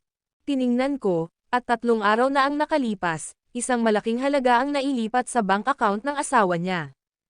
Inilahad ni Aaron Jackson ang 5 daliri, 5 milyon. Pakiusap, wala akong kinalaman dito. Punong-puno ng peklat ang mukha ng kalbong driver, maliwanag na binugbog ng husto kamakailan lamang. Walang kinalaman dyan. Pinalaya si Aaron Jackson. Putok. Tumama ang kalbong ulo ng lalaki sa pader, na nag-iwan ng bakas ng dugo. Taoy, lumuwa siya ng laway at nagmura ng may pagkasuklam, gumawa ka ng 5 milyon para sa aksidenteng ito, at sasabihin mo sa akin na wala itong kaugnayan sa iyo. Habang tumatagal, lalo pang nagagalit si Aaron Jackson. Itong dalawang ito, sumulyap si Julius Reed sa 2 taong nakayuko sa sulok. Pareho silang lalaki. Ang isa ay isang binata na nasa edad 20. Ang kanyang buhok ay kinulayan ng pula, na may tato na Asher Dragon sa kanyang katawan. Ang isa naman ay nasa edad 50 at iisa lang ang mata. Ano ang mga sila? Lumapit si Julius Reed, at agad na mas humigpit ang pagkakayakap ng dalawa. Pareho silang nagtamo ng iba't ibang antas ng pinsala. Yung bata, Habang bumibili ng tubig ang taxi driver, pinakialaman niya ang preno. Sa katunayan, veterano ang driver ng taxi. Kung hindi lang dahil sa sirang preno, siguradong nakaligtas sana siya. Sabi ni Aaron Jackson nang may pamumula sa mga mata, sa huling sandali, pinili niyang bumangga sa truck para maiwasan ang pagbangga kay Anna Harris mula sa likuran. Mga halimaw na ito, nako, panipi, putok. Pagkatapos magsalita ay sinipa niya ang ulo ng binata. Kuya, mali ako. Napahawak ang binata sa kanyang ulo, habang napapaungol sa sakit. Sinira mo ang isang pamilya. Huminga ng malalim si Aaron Jackson, iniyuko ang ulo para pigilan ang pagbagsak ng mga luha. Mukhang hindi nila intensyon na panatilihing buhay si Anna Harris, kundi ang driver ng taxi na nagligtas sa kanya. Bulong ni Julius Reed sa sarili, sa kanilang paningin, ang kalunos-lunos na pagkamatay ni Anna Harris ang mas malamang na magtaboy kay Kela Radcliffe palayo sa kanilang tahanan. Kasabay nito, ang sekreto sa pagitan nina Kyler Reed at Dax Abernathy ay mananatiling walang hanggan. Masasabi lang ng isa, tadhana na yan. Ang malalaking sakuna ay nagel iligtas ng ilang buhay. Kuya, kakalolo lang ng driver na yan, may mga bagong damit pang sanggol pa sa kotse. Pagdating ko sa pinangyarihan, puno ng dugo ang mga damit pang sanggol. Balak niya sanang tapusin ang biyaheng ito at umuwi na agad. Pero sino ang nakakaalam? Sa puntong ito, mahigpit na nakakuyom ang mga kamao ni Aaron Jackson. At ang tatlong taong nasa harap niya, ay hindi nang ahas na magsalita. Itinuro ni Julius Reed ang lalaking may isang mata, ano ang kwento niya. Siya ang bayaw ng driver ng truck ng tangke. Kung hindi niya sana ibinuking ng malakas ang bibig niya, hindi sana natin nalaman ito. Lumapit si Aaron Jackson, yumuko, at tumingin sa lalaking may isang mata, magsalita ka, ibuhos mo lahat ng alam mo. Ako, ang lalaking may isang mata ay takot na takot na takot na. Kakabuka pa lang niya ng bibig nang sumigaw ang kalbong driver, unggoy, wala kang masabi. Nang sigawan ng kalbong lalaki, hindi nang ahas na magingay ang lalaking may isang mata. Hey, ngumiti si Julius Reed, dahan-daang naglakad papunta sa kalbong driver, naiintindihan mo ba ang nagawa mong mali?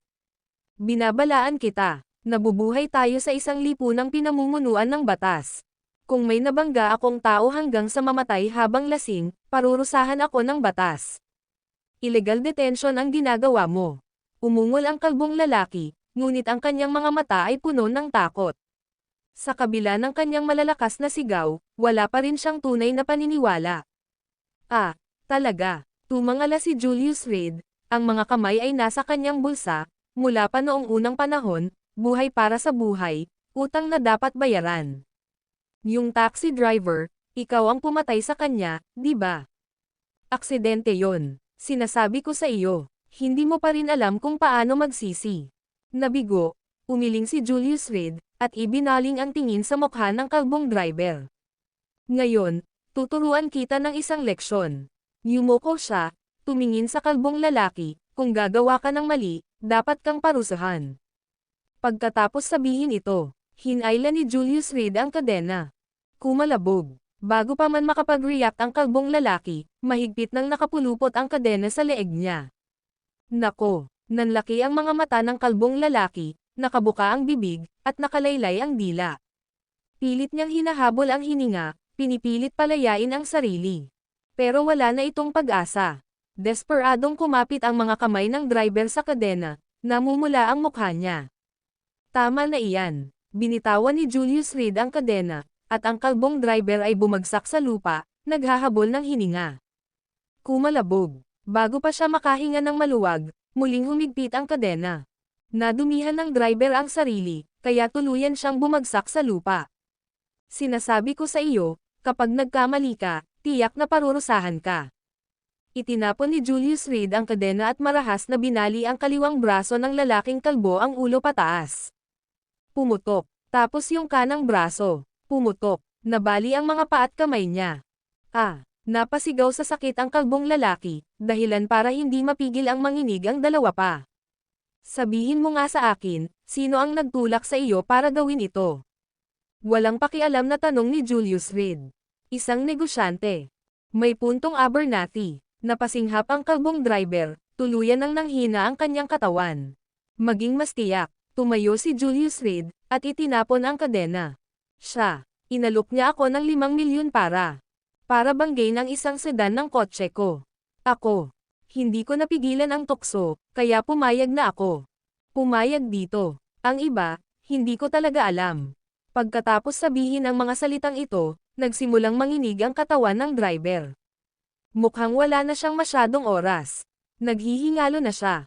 Si Horton Moore ay napakamalihim sa kanyang mga pakikitungo. Kung hindi ko kilala ang lalaki, baka maghinala pa ako na si Devlin siya. Humarap si Julius Reed kay Aaron Jackson, umiiling na parang walang magawa. Mahirap hanapin at mahirap hanapin. Kuya, paano natin haharapin ang mga hayop na ito? Tinitigan ng masama ni Aaron Jackson ang tatlong lalaki na may namumulang mga mata, dapat talaga silang mamatay. Ang 3 taong ito, basta. Sa sandaling iyon, nanlaki ang mga pupil ni Julius Reed. Biglang itinuro ng kanang kamay niya ang likod ni Aaron Jackson. Ang video na ito ay edited by Urban Storytelling. Kabanata 1089, itinaas agad ng traidor na si Julius Reed ang kanyang daliri. Biglang lumingon si Aaron Jackson. Para lang makita, sa likuran niya, isang makamandag na itlog ang biglang lumitaw mula sa kung saan. Tumakbo. Walang pag-aalinlangan, hinawakan ni Julius Reed ang braso ni Aaron Jackson at patakbong nagtungo sa pinto. Nang malapit na sila sa pintuang bakal, isang malakas na ingay ang narinig mula sa kanilang likuran. Bam! Tunog. Nakakabingi. Nakakabingi. Isang napakalaking puwersa lamang ang naramdaman ni Aaron Jackson na tumama sa kanya, at halos wala siyang marinig gamit ang kanyang mga tainga. Parang naghihiwa-hiwalay ang katawan niya. Bumagsak siya ng malakas sa lupa. Mabuti na lang at naprotektahan siya ni Julius Reed mula sa malakas na alon, kung hindi, hindi sana nakaligtas si Aaron Jackson, o malubhang nasugatan sana siya. Ubo-ubo. Umubo siya, nagngalit ang mga ngipin, bumangon mula sa lupa, at mukhang medyo magulo. Gayunpaman, si Julius Reed ay nakatayo sa harap ni Aaron Jackson, ipinagpapagpag ang alikabok sa kanyang katawan, tila hindi naman gaanong apektado. Kung ikukumpara sa mga ordinaryong tao, ang mga Grandmaster ay may mas malakas na pisikal at liksi. Kahit na ganoon, nakakaramdam pa rin si Julius Reed ng kaunting sakit sa kanyang katawan. Kailangan na nating umalis, baka gumuho ang lugar na ito. Tumingin siya sa silong kung saan walang tigil sa pagbagsak ang alikabok at mabilis na binuhat si Aaron Jackson, saka tumakbo pataas. Sus Mariosep, sino ang nag-install nito? Namutla sa galit ang mukha ni Aaron Jackson, ngunit wala siyang magawa. Mabuti na lang at ang silong ay isa lamang nakatayong istruktura, na matatagpuan sa likod ng parke ng Bronze Sparrows platform, at walang mga gusali sa itaas. Pinigilan nito ang mas malubhang kahihinatnan. Bossing, ayos lang ba kayo? Matapos marinig ang malakas na ingay, mabilis na tumakbo ang mga empleyado ni Aaron Jackson papunta sa pasukan ng hagdan. Bago pa sila makababa, nakita nila si Aaron Jackson na puno ng lupa. Ayos lang ako, suriin mo ang pagbabantay. Tingnan mo kung sino ang pumunta sa basement. Sigaw ni Aaron Jackson, hinihingal at puno ng alikabok. Ang pagiging sinasabotahe sa sarili niyang ari-arian ay marahil isa sa mga pinakanakakabigo na bagay sa mundo. Total, sa teorya, siya ang pinuno ng Gonzales City. Madalas na nagkakaroon ng mga kaguluhan sa mga bar at mga katulad na lugar ng libangan. Kaya nga maraming surveillance camera noon. Maya-maya lang, may isang empleyadong tumakbo papalapit dala ang isang laptop. Boss, ipinakita na namin ang video para marepaso mo.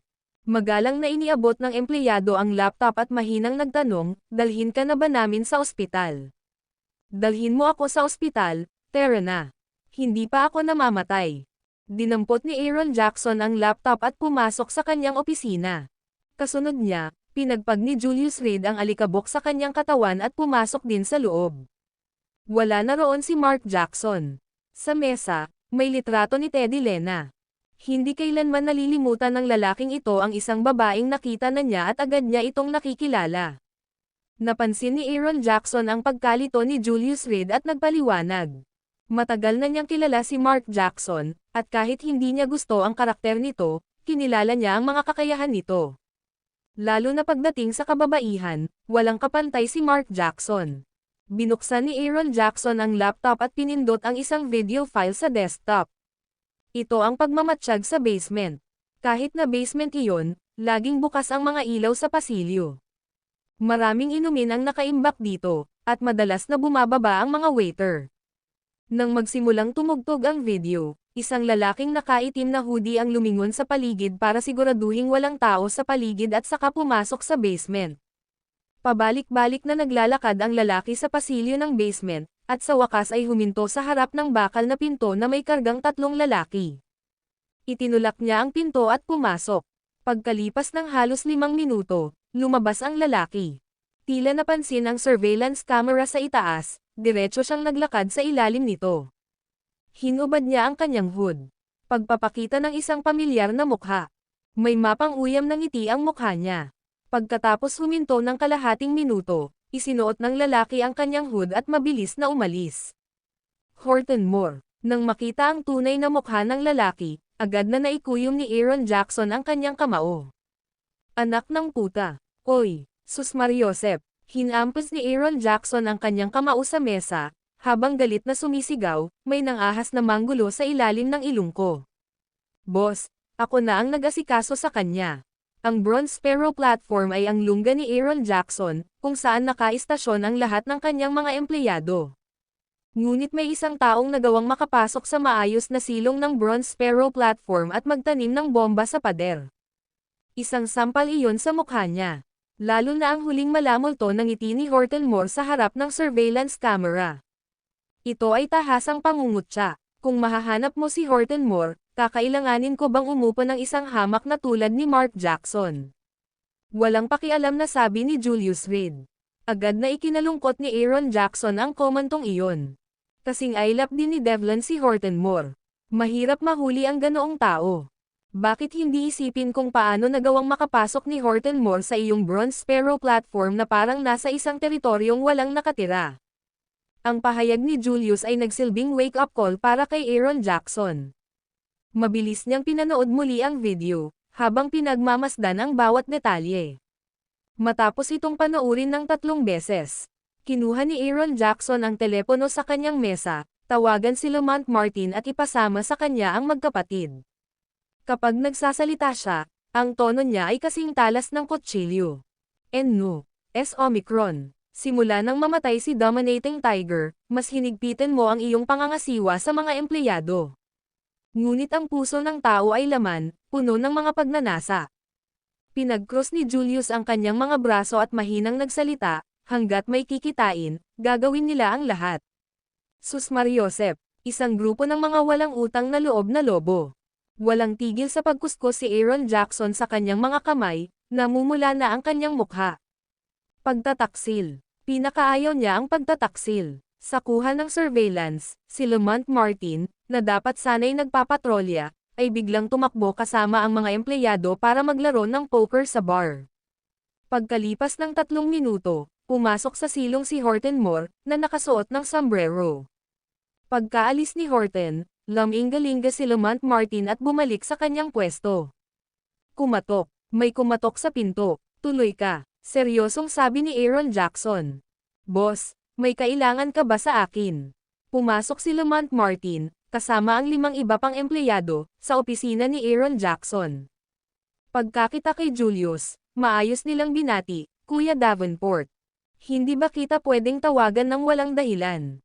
Binuksan ni Aaron Jackson ang isang drawer at dahan-daang kinuha ang isang nakatagong kahon ng armas. Sampal. Lamont Martin. Binibigyan kita ng 50,000 kada buwan. Bakit mo ako pagtataksilan? Magpaliwanag ka. Ibinagsak niya ang nakatagong kahon ng armas sa mesa, sabay turo kay Lamont Martin, tanga ka at walang hiya ka. Kumatok. Dahil sa takot dito, agad na lumuhad sa sahig si Lamont Martin. Boss, tapat ako sa iyo, may hindi pagkakaunawaan ba? Tiningnan niya si Aaron Jackson ng may takot, na walan ng masabi. Bakit ka umalis sa pwesto mo habang oras ng trabaho at isinama ang magkapatid para maglaro ng mahjong? Hawak ni Aaron Jackson ang nakatagong kahon ng armas sa isang kamay at isang laptop sa kabila. Ipaliwanag mo ito sa akin. Itinuro niya ang screen ng laptop na may nakatagong kahon ng armas, habang nakanganga ang mga ngipin, pakinggan natin. Ito, natamba si Lamont Martin, ang kanyang mukha ay kasan puti ng papel. Boss, may nagbigay sa akin ng 500,000 para abalahin ang mga kapatid. Hindi ko kailanman inakala. Oy, Sus Mariosep. Hindi siya pinatapos ni Aaron Jackson. Isang nakatagong sandata ang bumaril mula sa kahon. Nakahandusay ang katawan ni Lamont Martin sa sahig, umaagos ang dugo kahit saan. 500,000 ang muntik ng ikamatay ko. Ibinalik niya ang nakatagong kahon ng armas sa kanyang baywang, sabay turo sa natitirang ilan, lumabas kayo, at sabihin ninyo ito sa magkakapatid. Hayaan silang timbangin kung gaano kahalaga ang kanilang buhay. Lumayas ka. Pagkatapos ng isang malakas na sigaw, ang mga empleyado, sa takot, ay umihi na umaagos sa kanilang mga binti.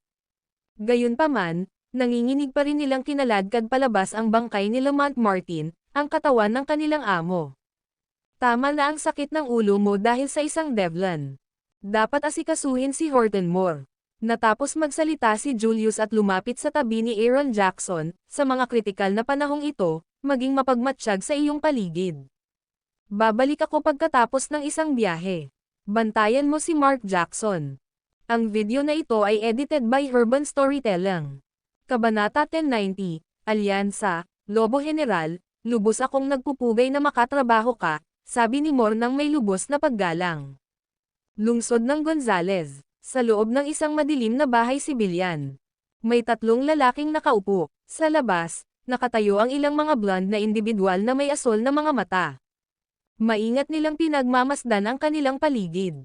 Ginoo, Jack Moore, narinig kong ikaw ang pinakamayamang tao sa Abernathy. Hindi inaasahan, isa ka ring natatanging stealth operative. Isang kalbong taga-kanluran na nakasuot ng Amerikanang katad ang dumampot ng kanyang baso at humajejek ng pabiro, isang karangalan para sa akin na makilala ka. General ng Lobo, ano ang nagdala sa iyo rito mula sa timog na hangganan? Umupo ng tuwid si Wendy Johnson, casual na nagtanong, palagi kong naririnig na nakikipagdigma ka sa Wilson Pavilion sa loob ng maraming taon sa katimugang teritoryo. Ngayong tagsibol na, walang tigil ang labanan sa larangan. Bilang pangalawang tao sa Deep Cold, pangalawa lamang sa Marshall, bakit ka palihim na pumunta sa Gonzales City? Ang kalbong lalaking nasa harap niya ay walang iba kundi si Black Wolf. Ang commander ng katimugang teritoryo ng Deep Cold, ang kanyang autoridad ay pangalawa lamang sa Marshall sa loob ng Deep Cold. Simula noong nakaraang taon, ang mga tao ng Wilson Pavilion ay naglulunsad ng mga baliw na pag-atake laban sa Deep Cold, na nagresulta sa maraming casualty sa organisasyong ito ng Shadow Warriors. Sa wakas, nakapagtayo na si Black Wolf ng mga linyang depensa sa timog, na muntik nang mapigilan ang pagsulong ng Wilson Pavilion. Ang digmaang ito, na nakakuha ng atensyon ng hindi mabilang na mga dalubhasa sa martial arts, ay unti-unting nauwi sa isang labanan kung saan walang itinanggi ang magkabilang panig. Ngunit ngayon, sa gitna ng mapait na labanang ito, tahimik na nakarating si Black Wolf sa Gonzales City. Medyo nagtaka si Wendy Johnson. Dahil may dahilan para pumunta sa Gonzales City.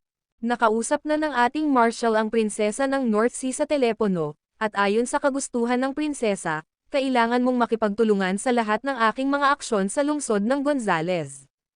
Kumuha si Black Wolf ng isang mangkok ng alak at uminom ng malakas. Parang pag-inom ng tubig, nakaubos siya ng 79 na proof na vodka ng sabay-sabay. Sus Mariosep, tama na tama iyan. Huminga siya ng malalim, at ang kanyang mukha ay puno ng hindi maipaliwanag na kasiyahan. Wolf General, ang North Sea ko ay walang kaugnayan sa iyong Deep Cold. Ano ang ibig mong sabihin sa pahayag na iyan? Ipinahayag ni Wendy Johnson ang kanyang pagkadismaya, layunin ninyong mangibabaw sa mundo ng martial arts, habang kami naman ay naglalayong palayain ang North Sea. Sa pinakamalawak na bahagi, hindi nilalabag ng ating mga katubigan ang mga ilog ng isa't isa. At humihingi ka ng tulong sa akin. Mahinang sumagot siya, na may bahid ng pagmamataas, isa akong Grandmaster. Lolo, tinanggal ni Black Wolf ang prasko mula sa kanyang sinturon at ibinuhos ang laman nito sa mangkok.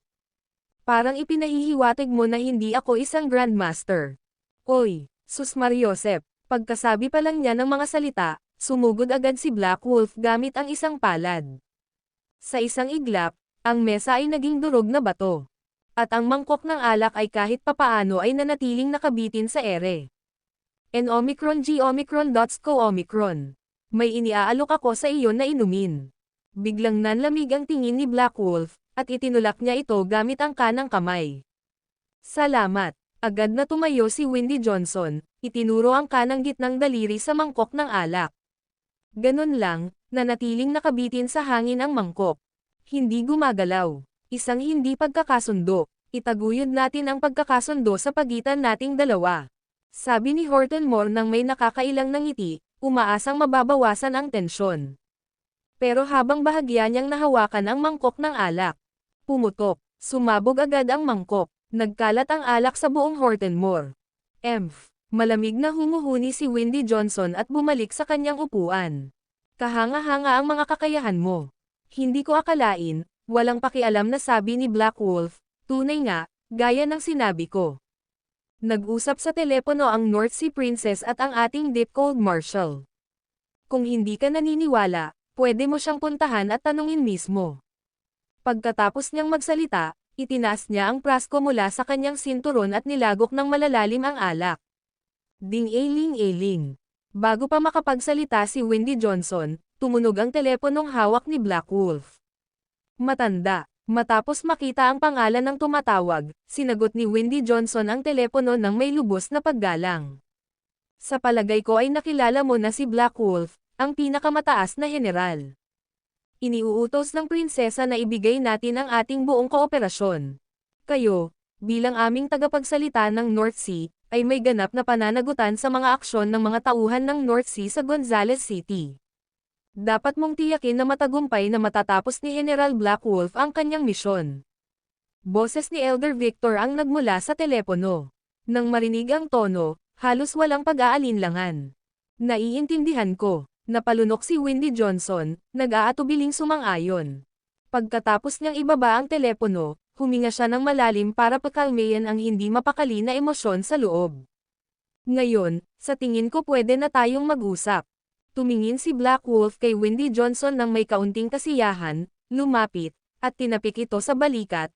Pare, ayokong nakikita kang malungkot. Magtulungan tayo ng mas maaga at tapusin ang seryosong trabaho, ha? Sabihin mo sa akin, ano ang kailangan mong gawin ko? Daan-daang beses nang ayaw ni Windy Johnson sa puso niya, pero kailangan pa rin niyang sumunod. Ang mga salita ni Elder Victor ay may malaking kahulugan sa North Sea. Bukod dito, sa pagkakataong ito ay tumanggo na si Baylor Davenport, at hindi na siya maaaring tumanggi. Narinig mo na ang tungkol sa Seven Clouds Academy, hindi ba?